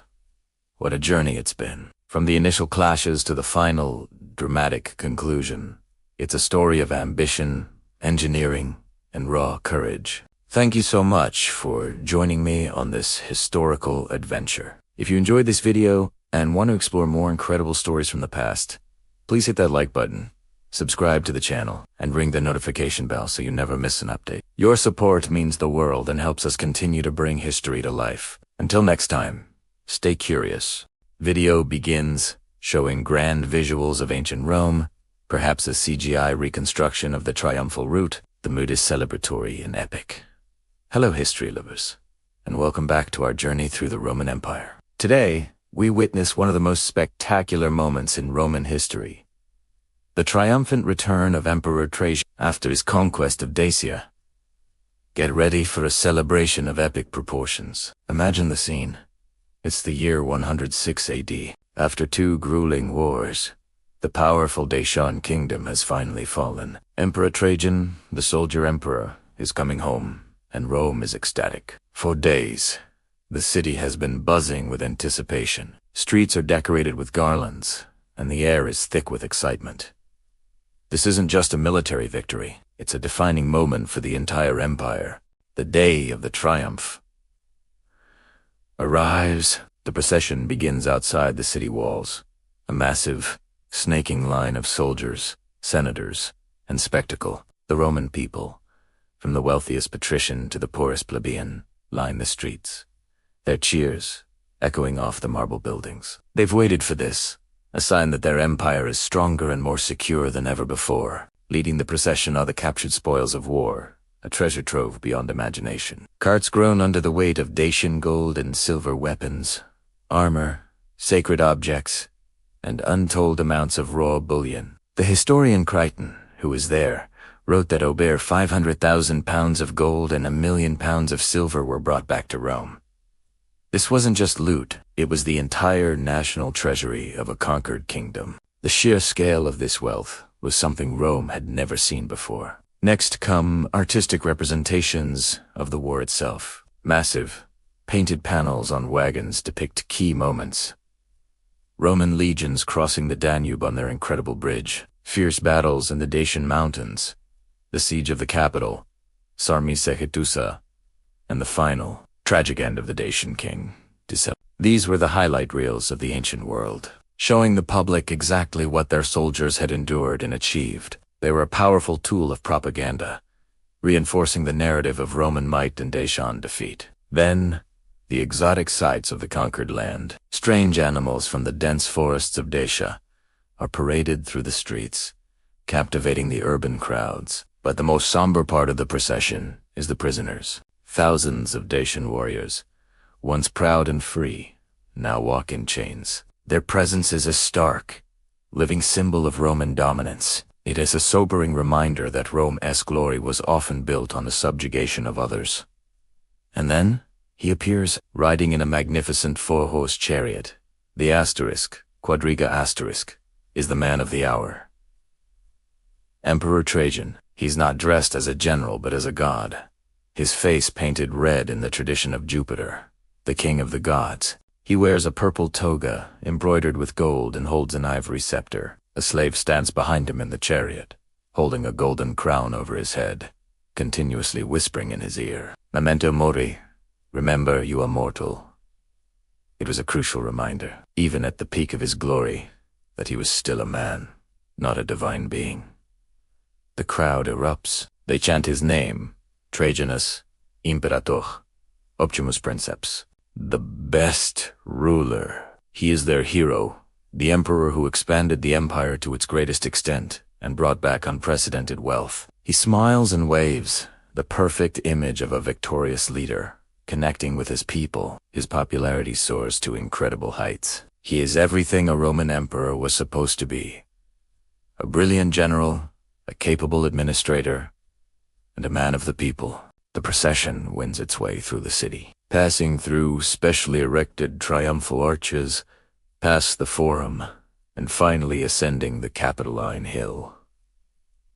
There, at the temple of Jupiter Optimus Maximus, Trajan performs the final rituals. He offers sacrifices to the gods, formally giving thanks for the victory and dedicating a portion of the spoils to them. This act ritually concludes the war and solidifies the triumph in the religious heart of Rome. But the celebration is far from over. Trajan uses the immense Dacian treasure not for his own personal luxury, but to transform Rome itself. He announces the most ambitious building program the city has ever seen. This is where the triumph's legacy is truly forged. First, he commissions the construction of Trajan's Forum, the largest and most magnificent of all the imperial forums. Designed by the brilliant architect Apollodorus of Damascus. It included a grand public square, 2 libraries, one for Latin texts, one for Greek, and the massive Basilica Oppia. the largest basilica in Rome. It was a new civic heart for the sprawling metropolis, and at the center of it all, a monument that would stand for millennia. Trajan's column, this incredible marble column, over 125 feet tall, features a continuous, spiraling frieze that tells the entire story of the Dacian Wars in stone. It is a masterpiece of Roman art and an invaluable historical document, depicting over 2,500 figures in incredible detail. It's the ultimate war comic, a permanent testament to the legion's bravery and Trajan's leadership. The Dacian gold also funded massive public works projects. New aqueducts were built to improve the city's water supply. A new port, Portus Traiani, was constructed to better handle the grain shipments that fed Rome's massive population. Roads were repaired and extended across the empire, improving communication and trade. Trajan also initiated a program called the Asterisk Alimenta. Asterisk, a welfare system that used interest from loans to landowners to support poor children across Italy. This era, funded by Dacian gold, became a golden age for the Roman Empire. The economy boomed, the people were prosperous, and the city of Rome became a shining symbol of power and culture. The empire wasn't just bigger, it was better. It was more stable, more beautiful, and more functional than ever before. Trajan's triumph wasn't just a parade, it was the beginning of a new chapter for Rome. It solidified his legacy as one of the 5 good emperors and set a standard for what a Roman leader could achieve. He had not only conquered a formidable enemy, but had used the fruits of that victory to enrich the lives of his citizens and glorify the empire for generations to come. The triumph was a celebration of past victory and a promise of a brilliant future. Thank you so much for joining us on this look back at Trajan's magnificent triumph. The legacy of that day is still visible in the ruins of Rome, a reminder of a time when the empire shone its brightest. If you enjoyed this video, please give it a thumbs up and subscribe to the channel for more deep dives into history. Let us know in the comments what part of Trajan's reign you find most fascinating. We'll see you in the next chapter of our story. In the heart of Rome, a city of emperors and echoes, one man's story isn't just written in books, it's carved in stone, spiraling towards the heavens. This is the final, magnificent chapter in the life of Trajan, a monument that has outlasted his empire. Trajan's column. Imagine stepping back in time, standing before this colossal marble scroll, a masterpiece of Roman engineering and art that has defied the centuries. It's more than just a pillar. It's a time capsule, a graphic novel from the ancient world, telling a story of conquest, courage, and civilization. For nearly 2,000 years, this column has stood as a silent witness to the rise and fall of empires, the coming and going of popes, and the bustling life of modern Rome. It was completed in the year 113 AD to commemorate Emperor Trajan's victories in the Dacian Wars, a series of campaigns that expanded the Roman Empire to its greatest extent, but its purpose went beyond mere celebration. It was a testament to Roman order, a piece of sophisticated propaganda, and a final resting place for the emperor himself. As we look at it today, we're not just seeing a relic, we're seeing the very soul of Rome, captured in stone.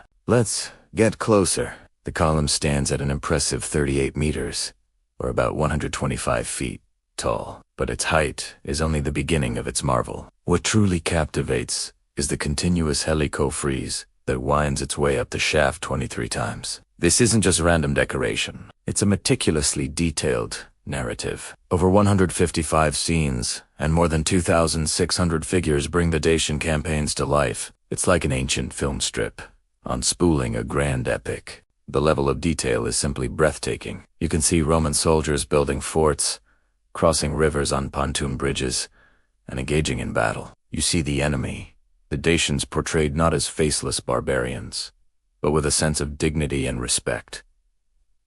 A testament to the skill of the artists. Think of it as the world's first ever comic strip, but on a monumental scale. The story begins at the base with the Roman army preparing for war, crossing the mighty Danube River.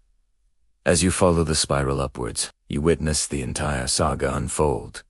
Marches through dense forests, sieges of fortified towns, speeches by the emperor, and the ultimate submission of the Dacian king to The scenes are not just a jumble of figures. They are carefully composed to create a flowing, cinematic experience. The artists used clever techniques like tilting the ground plane and varying the scale of figures to ensure the story was readable from below. It's a masterclass in visual storytelling, designed to be understood by a diverse and largely illiterate Roman public. The column wasn't just an artistic feat, it was an engineering one as well. It's constructed from 20 massive drums of Carrara marble, each weighing about 32 tons. How did the Romans lift these colossal blocks to such a height without modern cranes? The answer lies in their ingenuity. They likely used a system of cranes and pulleys, powered by men and animals, a testament to their advanced understanding of mechanics. And inside this solid-looking structure is a hollow core, containing a spiral staircase of 185 steps that leads to a viewing platform at the top.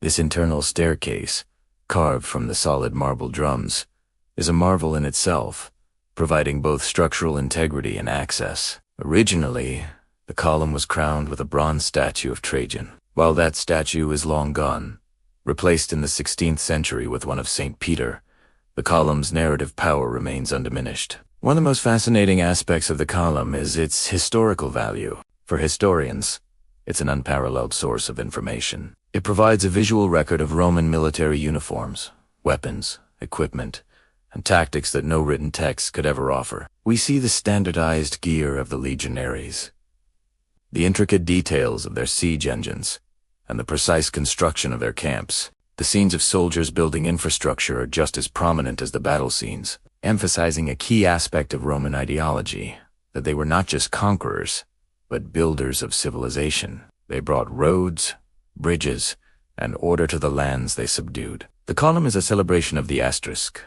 virtues asterisk, the courage and excellence of the Roman soldier and the organizational genius of the Roman state. But what about the emperor himself? Trajan appears throughout the narrative, but he's portrayed in a very specific way. He's not a divine, untouchable ruler. Instead, he's shown as a commander-in-chief, a asterisk primus inter pares asteriska first among equals. He's often depicted addressing his troops, performing religious sacrifices, or overseeing engineering projects. He's at the center of the action, but he's part of the collective effort of the army. This was a deliberate choice. It projected an image of a pragmatic, hands-on leader who shared the hardships of his men. This portrayal solidified his reputation as the Optimus Princeps, the best of emperors, a title bestowed upon him by the Senate. The column was his permanent PR campaign, and it was wildly successful, shaping his legacy for all of history. The pedestal on which the column stands also served a practical and poignant purpose. An inscription on it details how the monument was funded by the spoils of the Dacian conquest. But more importantly, a chamber within the base was designed to house the golden urns containing the ashes of Trajan and his wife, Plotina. It's a powerful statement. The emperor who expanded the empire to its greatest extent chose to be buried not in a lavish mausoleum, but at the foot of the monument, celebrating his greatest achievement forever, intertwined with the story of his soldiers and his people. He remained, even in death, at the heart of his city and his empire. Today, standing in Trajan's Forum, looking up at this incredible structure, you can't help but feel a sense of awe. Pollution has weathered its surface, and the vibrant paint that once brought the scenes to life has long since faded.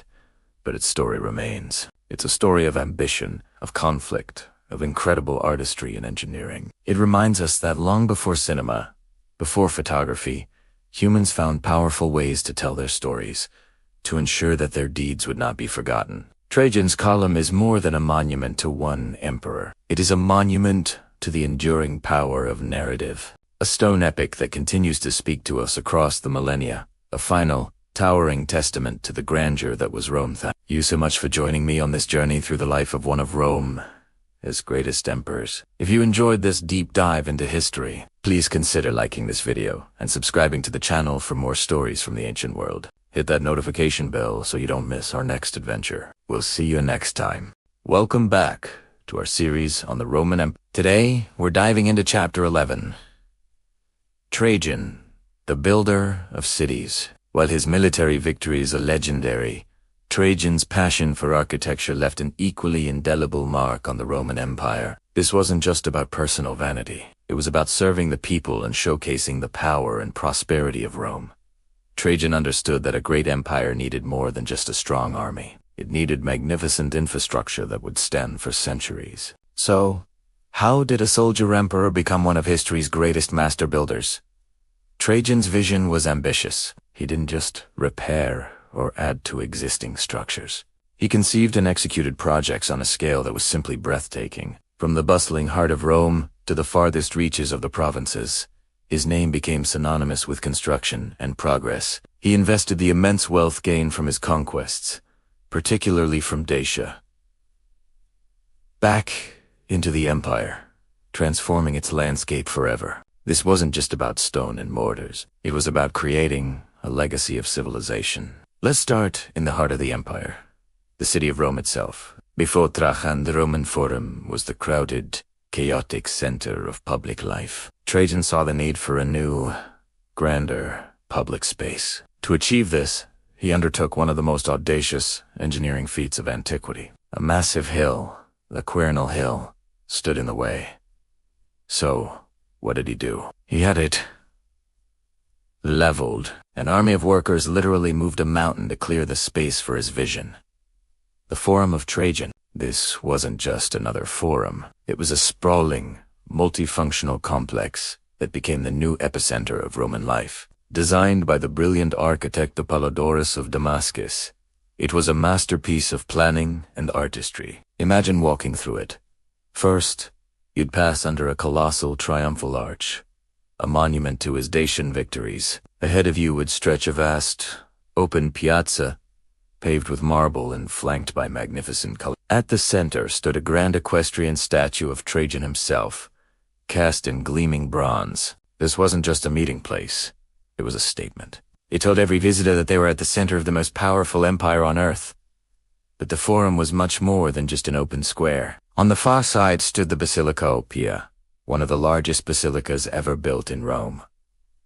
This wasn't a religious building in the modern sense, but a huge public hall used for law courts, commerce, and official ceremonies. Its sheer size, with its soaring ceilings and forests of columns, would have been awe-inspiring. It was the administrative heart of the empire, a place where justice was dispensed and business was done under the watchful eye of the emperor's authority. Beyond the basilica were two libraries, one for Latin texts and one for Greek, signifying Trajan's commitment to culture and learning. Nestled between them was the structure that would become his most famous monument, Trajan's Column. We'll dedicate more time to the column later, but for now, understand that it was the narrative centerpiece of the entire complex, telling the story of his Dacian wars in a spiral of intricate carvings. Finally, the complex was completed after his death, with the addition of the temple of the deified Trajan, cementing his place among the gods. The Forum of Trajan was more than a building project. It was a city within a city,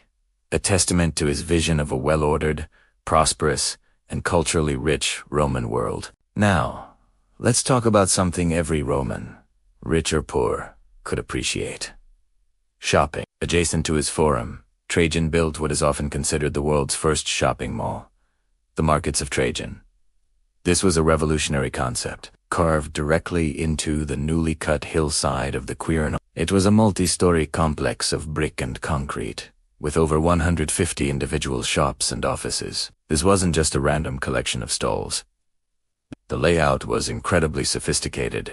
The lower levels, opening onto the forum, likely housed more prestigious shops, while the upper levels contained everything from food vendors to administrative offices. There were covered walkways, wide halls, and even a system for distributing free grain to the populace. The markets of Trajan were a hub of daily life, a bustling center of commerce, where people from all walks of life could mingle, shop, and do business. It demonstrates Trajan's practical concern for the people of Rome, ensuring the city was not only beautiful but also functional and prosperous for its citizens. This architectural marvel still stands today, a testament to Roman engineering and Trajan's forward-thinking urban planning. Trajan's building ambitions didn't stop at the city limits of Rome.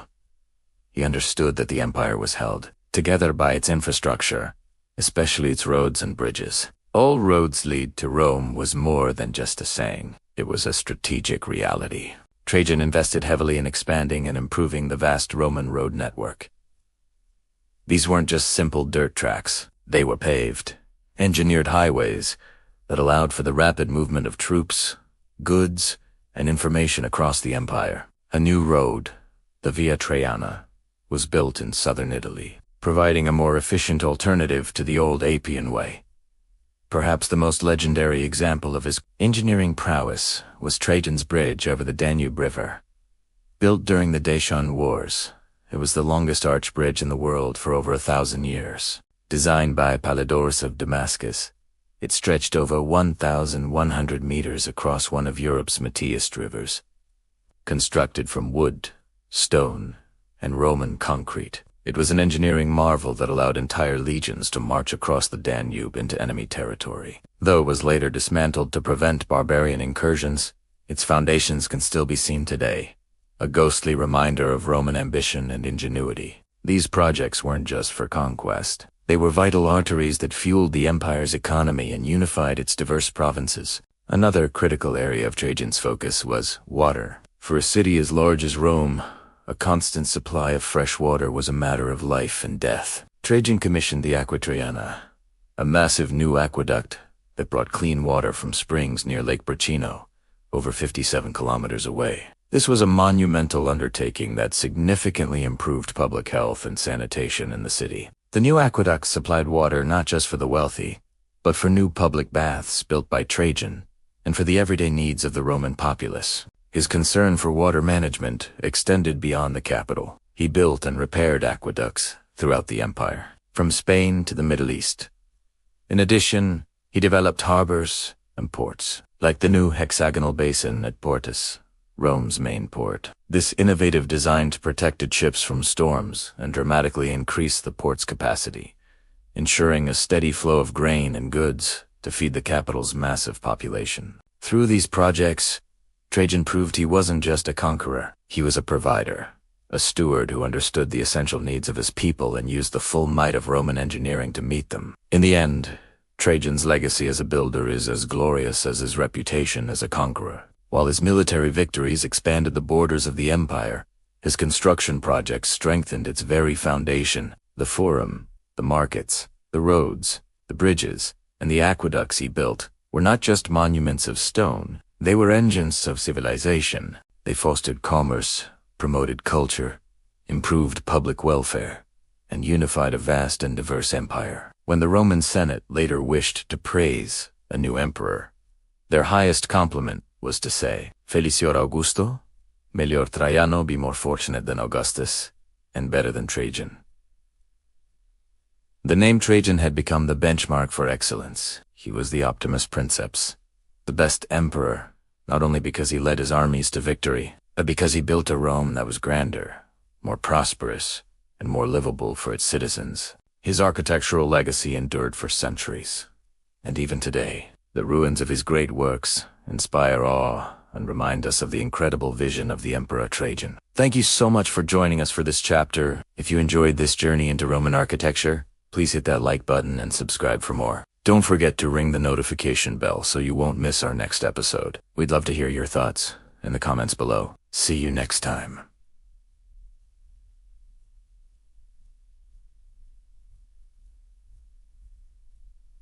Welcome back to our series on the Titans of Rome. Today, we delve into Chapter 12, The Benevolent Emperor. We're talking about a man whose reign was so impactful, so filled with justice and compassion, that it set a new standard for what a ruler could be. This is the story of Trajan, the Optimus Princeps, the best ruler. While Trajan is often celebrated for his military conquests, what truly cemented his legendary status were his domestic policies.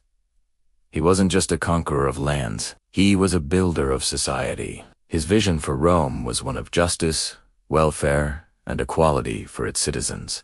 A radical idea in many ways for the ancient world. At the heart of Trajan's domestic agenda was a profound sense of fairness. He believed that the law should serve the people, not just the powerful. He reformed the legal system to make it more accessible and equitable. For instance, he presided over legal cases himself, listening patiently to both the rich and the poor, and his judgments became known for their impartiality. He famously instructed his officials to act with integrity, telling his Praetorian prefect, "Use this sword for me if I rule well, but against me if I rule poorly."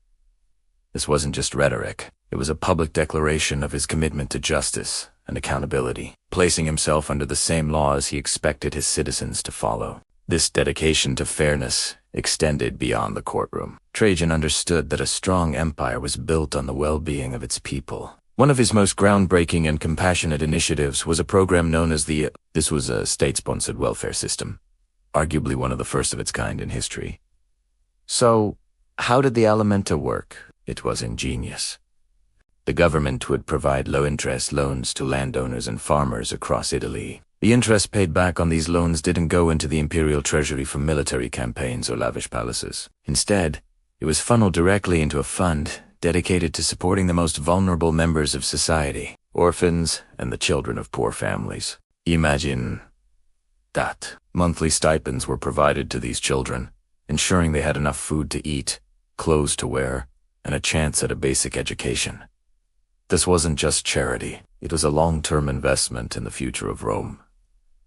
By nurturing the next generation, Trajan was ensuring a healthier, more stable, and more productive populace. The alimenta was a testament to his belief that the strength of the empire depended on the welfare of its every citizen, no matter how humble. This program was so successful and beloved that it continued for well over a century after his death. Trajan's benevolence wasn't limited to grand programs. He was known for his personal accessibility and humility. Unlike many emperors who secluded themselves in their palaces, Trajan was often seen walking among the people in the streets of Rome.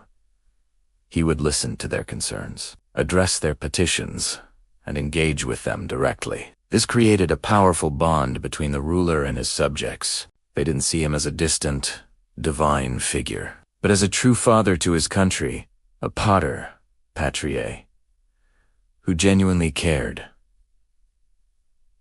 His public works projects also reflected this philosophy. While the Grand Forum of Trajan was a monument to his military victories, it was also a bustling public space for commerce, law, and social life. He repaired roads, built aqueducts, and constructed new harbors, all of which improved trade, communication, and the daily lives of ordinary Romans. These weren't just vanity projects. They were practical investments that spurred economic growth and improved living standards across the empire. It was this combination of justice, compassion, and public service that earned him the unique and enduring title of Optimus Princeps, the best ruler. This wasn't a title he gave himself. It was bestowed upon him by the Senate and embraced by the people of Rome. It was a reflection of the genuine love and respect he commanded. For centuries after his death, new emperors would be inaugurated with the hopeful prayer Felicior Augusto. Melior, Traiano, be luckier than Augustus, and better than Trajan. To be better than Trajan became the ultimate, almost unattainable, benchmark for good governance. In an age often defined by tyranny and turmoil, Trajan proved that an emperor could rule with both strength and kindness. He showed that power could be used not just to conquer, but to uplift. His reign became a golden age, a period of peace, prosperity, and unparalleled social welfare that would be remembered and idealized for generations to come. He wasn't just an emperor. He was the embodiment of the Roman ideal, a ruler who truly served his people. And that's the legacy of the benevolent emperor. His story reminds us that true greatness lies not in the territory you conquer, but in the lives you improve. Thank you so much for joining me on this journey into the heart of Trajan's Rome. If you found this chapter as inspiring as I do, please hit that like button. And don't forget to subscribe and turn on notifications so you don't miss our next chapter. We'd love to hear your thoughts in the comments below. Until next time, stay curious. Welcome back to our journey through history. Today, we arrive at a truly monumental moment. The Roman Empire at its absolute zenith. We're in the early 2nd century AD, under the reign of an emperor whose name would echo through eternity. Trajan. If you've ever wondered what it looked like when one of the world's greatest empires reached its maximum size, you've come to the right place. This is chapter 13. The empire at its peak. Imagine an empire so vast it seems to defy geography. Picture a map in your mind, from the misty, rain-swept frontiers of Britannia in the northwest, where legionaries stood guard against Celtic tribes, all the way to the sun-scorched sands of Arabia and the shores of the Persian Gulf in the southeast. From the crashing waves of the Atlantic coast in Hispania and Gaul across the entire Mediterranean basin, what the Romans called Marin Sea, to the Fertile Crescent of Mesopotamia, all of it, every road, every port, every city, lived under the shadow of a single symbol, the Roman eagle. Under Trajan, a soldier emperor of immense skill and ambition, Rome wasn't just defending its borders, it was actively expanding them. His most celebrated campaigns were against the Dacians in modern-day Romania and the Parthian Empire in the east. These victories weren't just about conquest, they were a massive injection of wealth and resources into the Roman state. The gold and silver mined from Dacia funded one of the most ambitious building programs Rome had ever seen. The markets, forums, and columns we still marvel at today are a direct result of these triumphant wars. But the story of Rome at its peak isn't just one of military might. It's a story of unprecedented peace and prosperity within its borders, a period often called the Pax Romana, the Roman peace. For the first time in history, a vast, multicultural, and diverse area of the world was united under a single law, a single currency, and a single administration. Think about what that meant.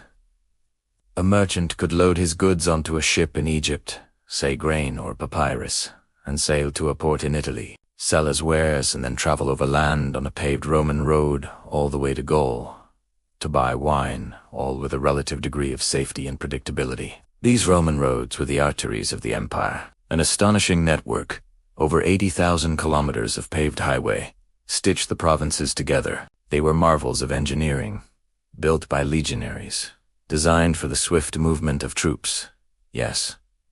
But they also became superhighways for trade, communication, and ideas. A courier, carrying an imperial decree, could travel from Rome to the far reaches of the empire with astonishing speed. This connectivity fostered a sense of shared identity, a feeling of being Roman that transcended local cultures and languages.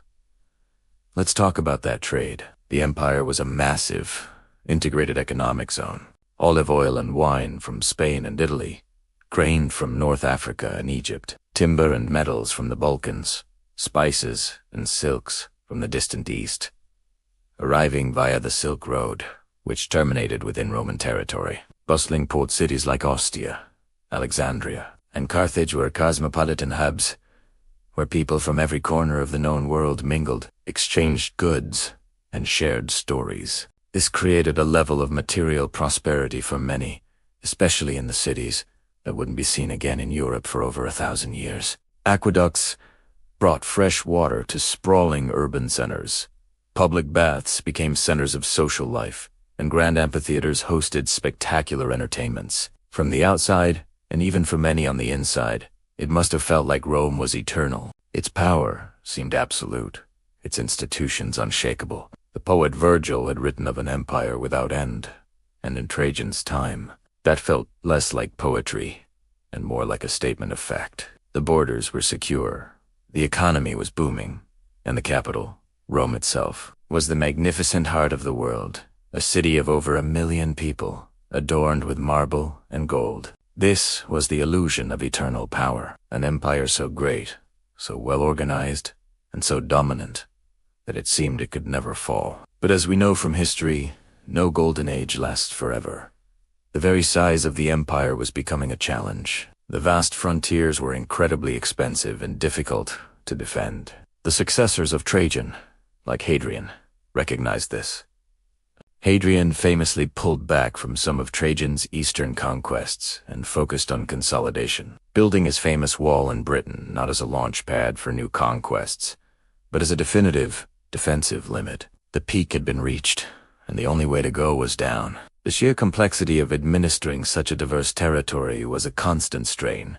The economic engine, while powerful, was also fragile, relying on continuous expansion and the exploitation of provincial resources. And beneath the surface of peace, social and political tensions were always simmering. The seeds of future crises, economic instability, political succession problems, and external pressures from barbarian tribes were already being sown, even at this moment of greatest glory. So, as we stand here, metaphorically, at the summit of Rome's power under Trajan, we see a breathtaking panorama, an empire of unparalleled scale, a civilization of incredible sophistication, and a world knit together by roads, trade, and law. It was a remarkable achievement, a moment when it seemed humanity had built something truly permanent. But we also see the subtle cracks in the foundation, the inherent unsustainability of such a colossal structure. The story of Rome's peak is also the beginning of the story of its long,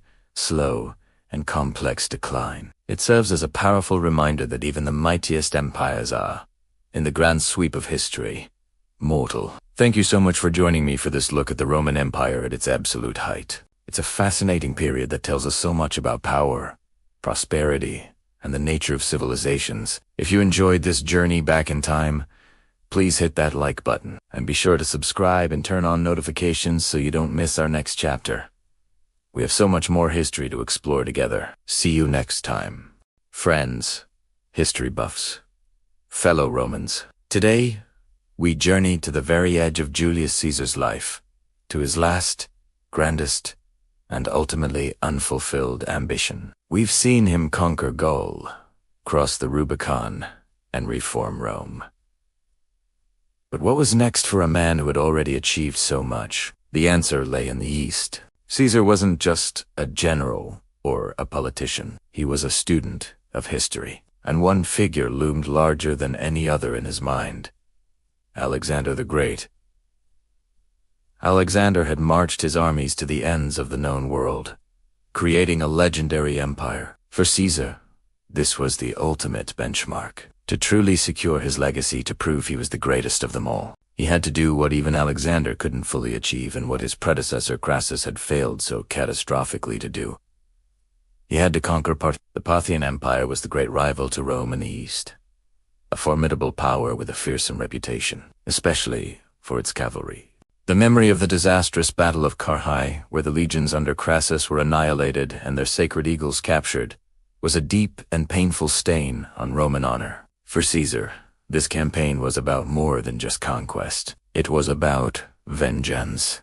It was about restoring Roman pride and proving, once and for all, Roman military supremacy. Preparations for this campaign were on a scale Rome had never seen before. We're talking about 16 legions, a force of nearly 80,000 men, and 10,000 cavalry. The logistics alone were staggering. This wasn't just an invasion. It was an exodus of military might, designed to crush the Parthian Empire completely. The plan was meticulous, a testament to Caesar's strategic genius, honed over decades of warfare. The intended route was a classic strategy of flanking and securing supply lines. Instead of a direct, reckless march into the desert heartland like Crassus, Caesar planned to move north first. The campaign would begin by marching through Armenia, a mountainous kingdom that could serve as a crucial ally and a secure northern flank. By securing Armenia, Caesar would prevent the Parthians from outflanking him and could choose his own point of entry into their territory. From Armenia, the legions would descend. They would pour down into Mesopotamia, the land between the Tigris and Euphrates rivers. This was the cradle of civilization, a rich and fertile land that could sustain his massive army. This methodical advance would allow him to establish a series of fortified bases, ensuring his supply lines would never stretch too thin, avoiding the fatal error that had doomed Crassus. He would be fighting on his own terms, drawing the Parthians into battles where his infantry's discipline could overcome their famed cavalry tactics. Imagine the scene: tens of thousands of Roman soldiers, their armor gleaming under the Mesopotamian sun, marching in perfect formation. The dust kicked up by their sandals would have been a cloud visible for miles. The air would have been filled with the rhythmic tramp of marching feet, the jingle of equipment, and the commands of centurions echoing across the plains. This was the Roman war machine at its absolute peak, led by its greatest ever commander. The ultimate prize was Ctesiphon, the glittering winter capital of the Parthian kings. Located on the banks of the Tigris, it was a city of immense wealth and strategic importance. Capturing Ctesiphon would be more than just a military victory. It would be a symbolic one. It would be like striking the very heart of the Parthian Empire, shattering their power and prestige in a single blow. Caesar's legions would march through its gates, reclaiming the lost eagles of Crassus, and delivering the ultimate humiliation to Rome's eastern rival. But Caesar's ambition didn't stop there. Some sources, like Plutarch, suggest that after conquering Parthia, his gaze was set even further. He dreamed of marching around the Caspian Sea, through the Caucasus Mountains into Scythia, and then turning west to sweep through Germania, and back into Gaul, effectively circumnavigating the known barbarian world and returning to Rome as the undisputed master of all. It was a plan so audacious, so immense, it could only have been conceived by a mind like Caesar's. It was Alexander's dream, magnified through a Roman lens. Think of the sheer scale of this ambition. It was a plan to redraw the map of the world, to extend Roman dominion to its absolute limits. This wasn't just about adding a new province. It was about creating a new world order with Caesar at its center. The wealth of the East would flow into Rome, funding unprecedented building projects and securing his political power for generations. He would return not just as a conqueror, but as a living god, a true successor to Alexander. But as we all know, this grand campaign was never to be. The legions were assembled, the plans were laid, and the departure date was set. Caesar was scheduled to leave Rome on March 18th, 44 BC. 3 days before he was set to depart, on a fateful day known as the Ides of March, he walked into the Senate House. There, surrounded by daggers and betrayal, the dream of Eastern conquest died with him on the floor of the Curia of Pompey. The 16 legions assembled for the Parthian War were instead plunged into another brutal Roman civil war, fighting against each other instead of a common foe. The Parthian Empire, spared from the wrath of Caesar, would remain a thorn in Rome's side for centuries to come. The course of history was irrevocably altered by the events of that single day. We are left to wonder, what if Caesar had lived to lead that campaign? Would he have succeeded? Given his track record, his strategic genius, and the sheer force he had gathered, it's hard to bet against him. The conquest of Parthia might have fundamentally changed the trajectory of the Roman Empire, pushing its borders and its influence far deeper into Asia. The world we live in today could look vastly different, but history is not made of what-ifs. It's made of what happened, and Caesar's final, greatest ambition remains one of history's most tantalizing, unfinished stories. Thank you so much for joining me on this journey into the mind of Julius Caesar. It's a fascinating look at the boundless ambition of one of history's most iconic figures. If you enjoyed this exploration, please hit that like button, and be sure to subscribe and ring the bell so you don't miss our next chapter. We have so much more history to uncover together. Until next time, stay curious.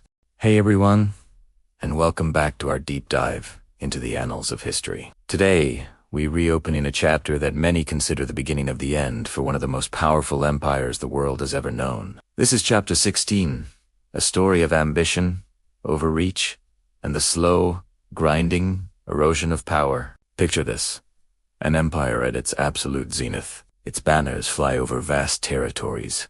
Its armies are legendary, and its influence stretches across continents. From the outside, it looks invincible, eternal. But as we've seen so many times throughout history, the greatest threats often come not from without, but from within. The seeds of decay were already sown, and in this chapter, we see them begin to sprout. The core of the problem was simple, yet devastating.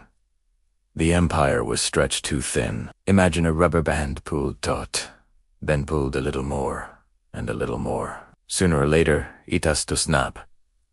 The logistical challenges were staggering. Supply lines became impossibly long.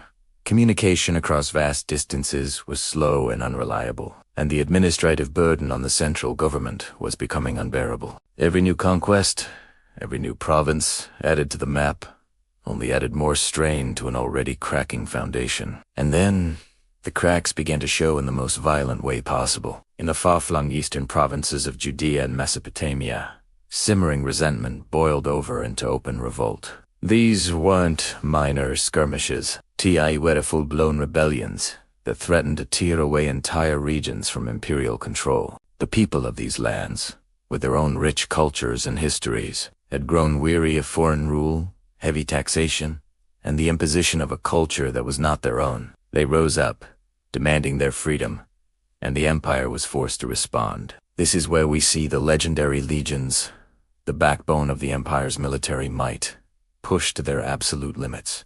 They were dispatched to the scorching deserts of the east, a world away from the temperate heartlands of the empire. Here, their enemy wasn't just the determined rebels, it was the land itself. The relentless heat was a constant adversary, sapping strength and morale. Water was scarce, a precious commodity more valuable than gold, and with the heat and poor sanitation came disease. Dysentery, malaria, and other fevers swept through the Roman camps, incapacitating more soldiers than any blade or arrow could. The endless distance from home, the grueling marshes under a punishing sun, and the constant threat of ambush wore down even the most disciplined and hardened veterans. Think about the psychological toll. These soldiers were thousands of miles from their families, fighting in a hostile environment for a cause that might have seemed increasingly abstract. Their letters home, if they ever arrived, would have been filled with tales of hardship and longing. The legions, once the symbol of unstoppable force, were being bled dry not in glorious set-piece battles, but by 1,000 cuts by heatstroke, by sickness, by the sheer exhaustion of it all. The empire was pouring its most valuable resource, its trained manpower, into a bottomless pit, with little to show for it but mounting casualties and dwindling morale. And as the legions faltered, the problem compounded. With the best troops tied down in the east, other borders became vulnerable. Opportunistic tribes along the northern frontiers began to test the weakened defenses. It was a classic case of strategic whack-a-mole. Every time the empire stamped out a fire in one province, another would flare up somewhere else. The military was caught in a vicious cycle, constantly reacting, never able to regain the initiative. The treasury, already strained by the costs of administration, was now being drained by endless, inconclusive wars. The economic engine of the empire was sputtering, but perhaps the most telling sign of the impending crisis was what was happening at the very top. The emperor, the single figurehead who held this sprawling, multicultural entity together, the man who was supposed to be the embodiment of strength and stability, begun to fail. The immense pressure of ruling, the constant stream of bad news from the provinces, and perhaps even the same diseases that plagued his soldiers, took their toll on his health. As the emperor's vitality waned, so did the certainty and decisiveness of the government. In an autocratic system so reliant on the singular will of its leader, an ailing emperor created a power vacuum. Ambitious generals, powerful senators, and opportunistic courtiers began to jostle for position, sensing that a change was coming. The court, once a center of unified power, became a nest of intrigue and factionalism. Decisions were delayed, policies faltered, and the entire imperial machine began to grind to a halt. The visible decline of the emperor was a powerful and terrifying symbol for the entire empire. If the head was sick, how could the body be well? This confluence of factus military overstretch, widespread revolts, the devastating impact of environment and disease, and the failing health of the leader created a perfect storm. It wasn't one single event, but a cascade of interconnected crises that signaled a fundamental shift. The era of boundless expansion was over. The golden age was tarnished. Now, the primary concern was no longer conquest, but survival. The empire was forced onto the defensive, looking inward, trying desperately to hold together the pieces that were threatening to fly apart.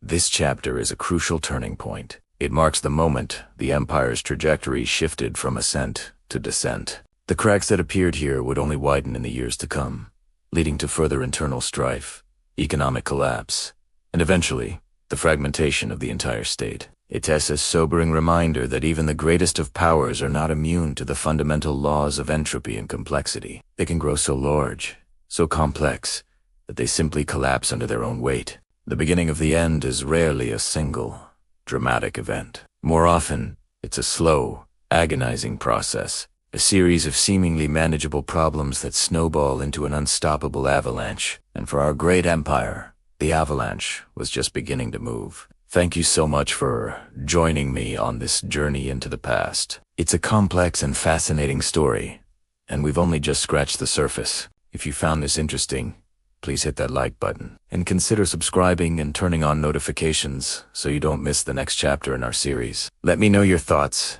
in the comments below. Until next time, stay curious. The year is 117 AD.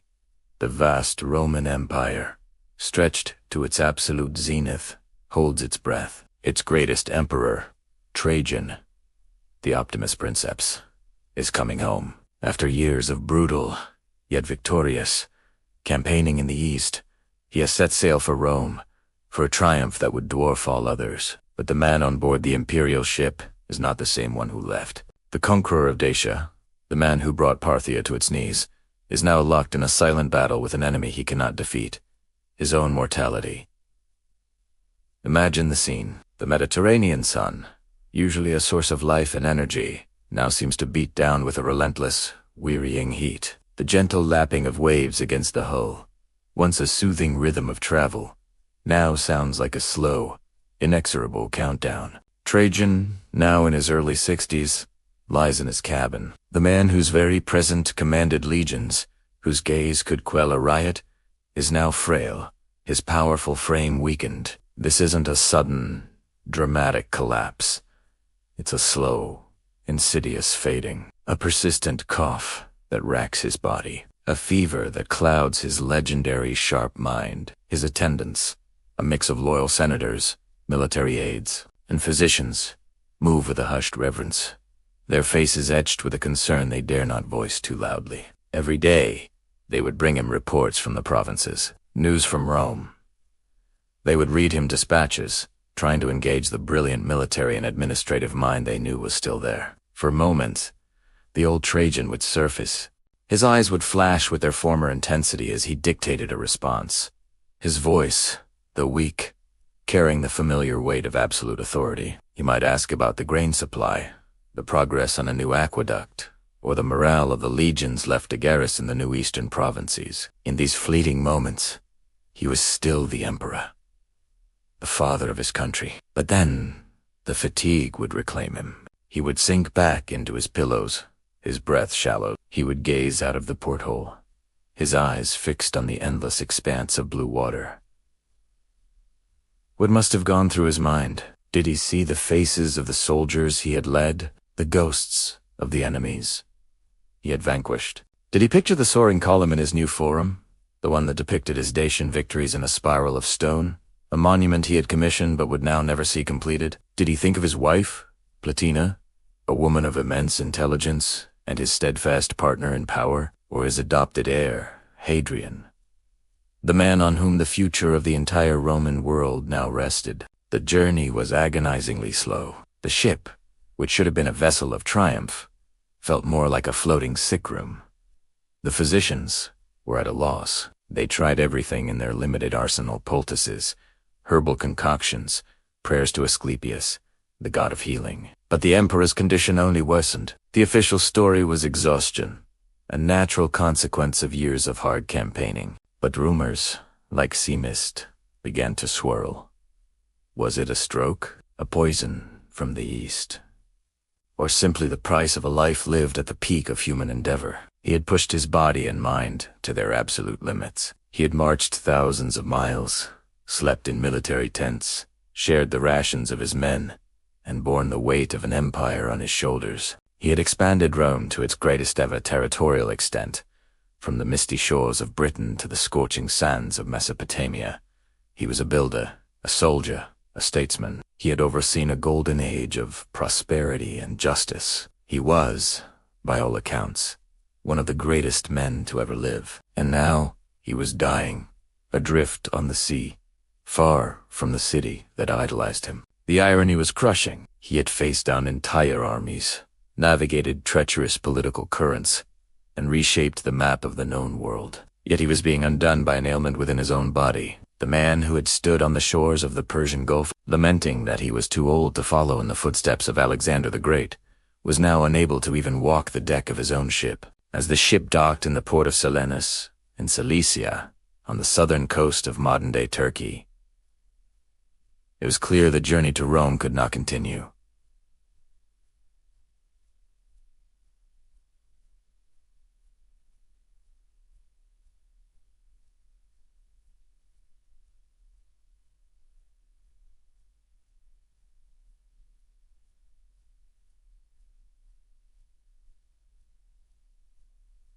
The emperor was too weak. They carried him ashore, setting up a temporary imperial residence. The air in Selinus was heavy, not just with the summer heat, but with the impending sense of loss. Messengers were dispatched on the fastest ships, carrying grim news toward Rome. The city, which had been preparing for the grandest celebration in its history, would instead have to prepare for mourning. In those final days, his wife Plotina and his close ally Metidia were by his side. It is said that in his last lucid moments, he formally confirmed the adoption of Hadrian as his successor, an act that would shape the next 2 decades of Roman history. Whether this was his clear-headed decision or a deathbed arrangement orchestrated by Plotina to ensure a stable succession, we will never truly know. It remains one of history's great what-ifs. In August of 117 AD, Marcus Ulpius Trianus, the soldier emperor, the Optimus Princeps, breathed his last. He died, not in battle, not in his palace on the Palatine Hill, but in a provincial town far from home. He never made it back to Rome. He never got to ride his chariot through the cheering crowds, to see the spoils of his final war laid out before the people. His final journey was not a triumphant parade, but a quiet, solemn voyage into history. His body was cremated, and his ashes were placed in a golden urn at the base of his magnificent column in Rome. The only emperor to be buried within the city's sacred boundary, a fitting final resting place for the man who had given his entire life to the service of Rome. An emperor whose legacy was so immense that for centuries to come, new emperors would be hailed with the prayer, "Be more fortunate than Augustus, and better than Trajan."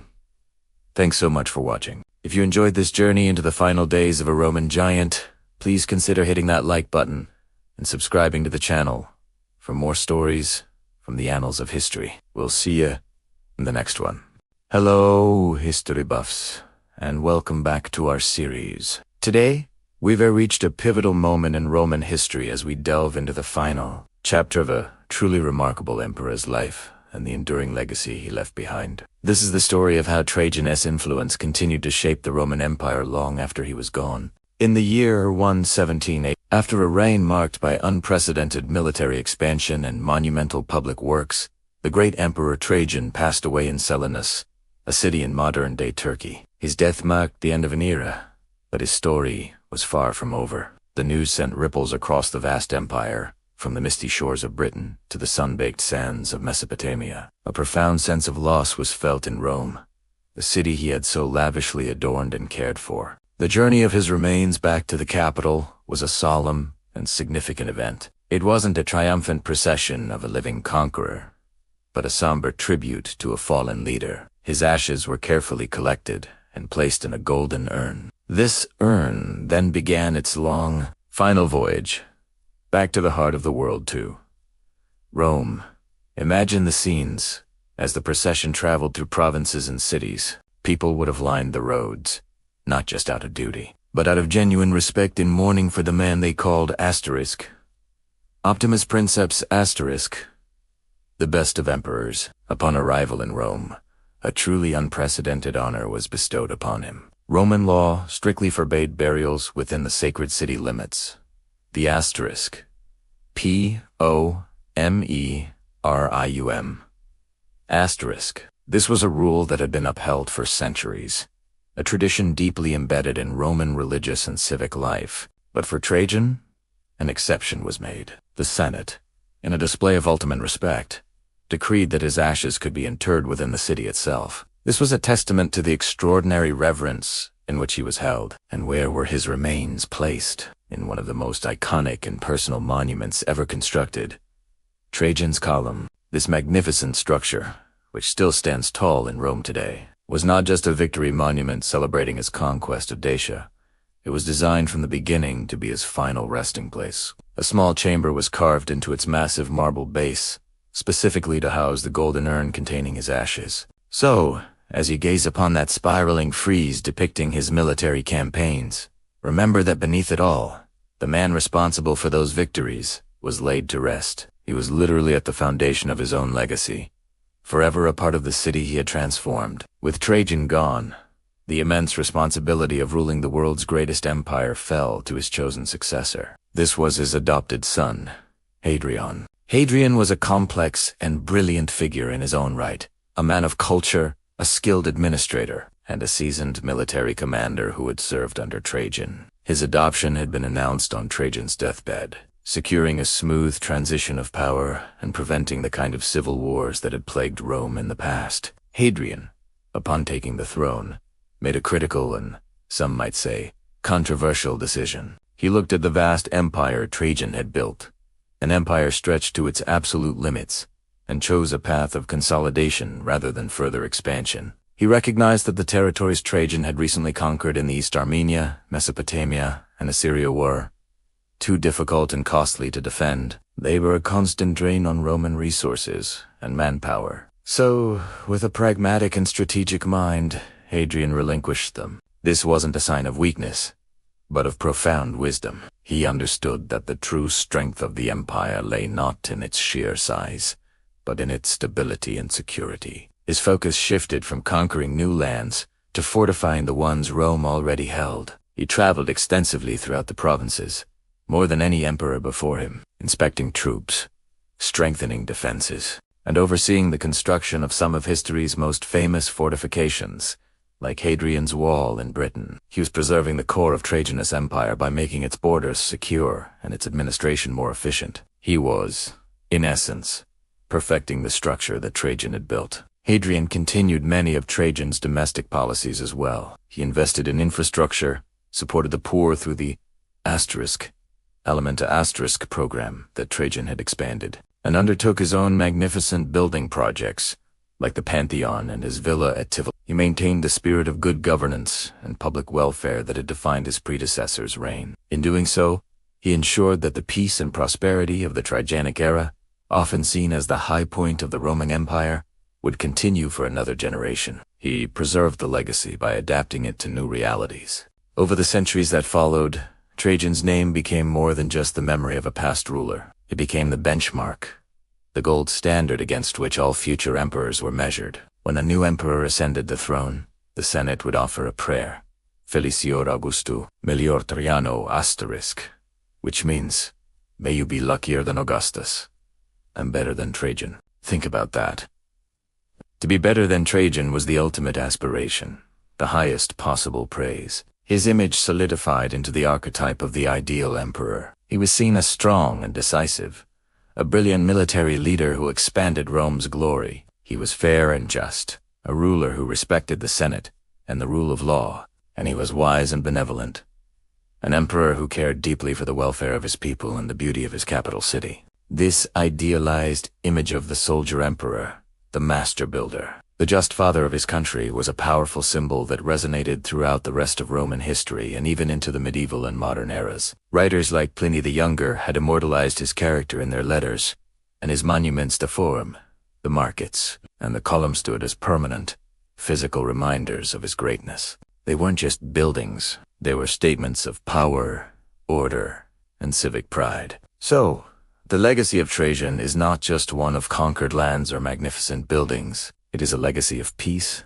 stability, and a model of leadership that inspired generations. He, along with his successor Hadrian, presided over an age that historian Edward Gibbon would later describe as the period when the human race was most happy and prosperous. His ashes may have rested beneath his column, but his spirit of the Optimus Princeps, continued to watch over Rome, a guiding star for emperors who followed, and a symbol of the Roman Empire at its absolute zenith. Thank you so much for joining me on this journey through the life and legacy of one of history's greatest figures. If you enjoyed this video and want to explore more stories from the ancient world, please hit that like button. And do UNF forget to subscribe and turn on notifications so you won't miss our next adventure into the past. We'll see you in the next video. Welcome back to our series on the 5 good emperors. Today, we arrive at the final chapter of a truly remarkable life, exploring the legacy of Trajan in chapter 19. Memory in marble. How is it that a man who lived nearly 2,000 years ago still captures our imagination? The answer is written in stone, etched into the very fabric of Rome itself, and echoed through the halls of history. Even today, if you walk through the heart of Rome, you can stand in the shadow of his greatness. Trajan's Forum, once the vibrant center of the Roman world, still mesmerizes visitors. Imagine it in its prime, a sprawling complex of plazas, libraries, and basilicas, all paid for by the spoils of his victorious Dacian campaigns. It wasn't just a monument to himself. It was a gift to the people of Rome, a space for commerce, law, and social life. At its heart stood the magnificent Basilica Oppia, the largest in Rome, a testament to his commitment to public works and justice. And rising majestically from this complex is the most iconic of his monuments, Trajan's Column. This isn't just a pillar. It's a story, a 200-meter-long comic strip carved in marble, spiraling towards the sky. The column meticulously details his 2 wars. In Dacia, it shows Roman soldiers building forts, crossing rivers, and engaging in battle. It shows Trajan himself, not as a distant, divine ruler, but as a commander-in-chief, leading his men, consulting with his generals, and overseeing the campaign. It's an incredible piece of propaganda, yes, but it's also an invaluable historical document, giving us a window into the Roman military machine like nothing else. Originally, it was topped by a statue of Trajan himself. Today, St. Peter stands atop it, but the column's story remains Trajan's. Beyond the capital, his ambitions stretched across the empire. Consider Trajan's bridge over the Danube River. For over 1,000 years, it was the longest arch bridge in the world, a marvel of Roman engineering designed by the brilliant Apollodorus of Damascus. It was a strategic masterpiece, allowing legions to cross the wide, turbulent river with ease, solidifying Roman control over the new province of Dacia. Though only its ruins remain today, they stand as a silent tribute to the audacity and skill of Roman engineering under his rule. These weren't just buildings, they were statements of power, permanence, and progress. But Trajan's legacy isn't confined to stone and mortar. It lives on in the words of those who knew him and those who came after. Ancient writers like Pliny the Younger and Cassius Dio painted a portrait of an emperor who was accessible, just, and dedicated to the welfare of the state. Pliny's letters to Trajan reveal an emperor who was thoughtful and pragmatic, concerned with the details of provincial administration. He wasn't a tyrant issuing decrees from on high. He was a problem solver, a manager of a vast and complex enterprise. His reputation became the gold standard for all who followed. Later emperors weren't just compared to their immediate predecessors. They were measured against Trajan. He became the benchmark for imperial excellence, the ultimate praise. The highest hope for a new ruler was captured in a phrase the Roman Senate would use to bless new emperors for centuries to come. As a new emperor ascended to the throne, the Senate would proclaim, Felicior Augusto. Melior Traiano. This translates to, may you be luckier than Augustus and better than Trajan. Think about that for a moment. Augustus founded the Roman Empire, establishing an era of peace and stability that lasted for 2 centuries. To wish someone to be luckier than him was the highest possible compliment regarding fortune.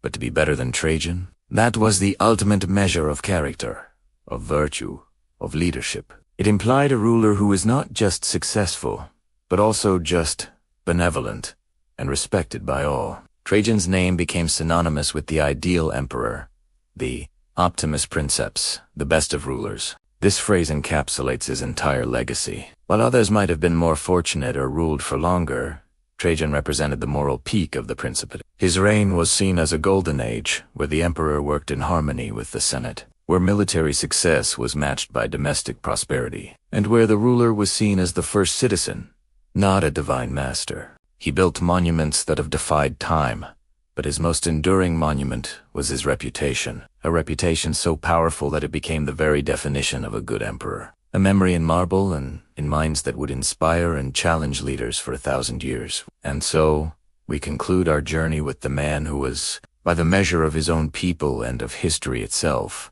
the best of them all. His story reminds us that true greatness isn't just about conquest or construction, but about the character and virtue that leaves a legacy worth aspiring to. Thank you so much for joining me on this deep dive into the life of Trajan. If you've enjoyed this series and want to see more content like this, please hit that like button, subscribe to the channel, and ring the bell so you never miss an update. Your support makes all of this possible. We'll see you next time.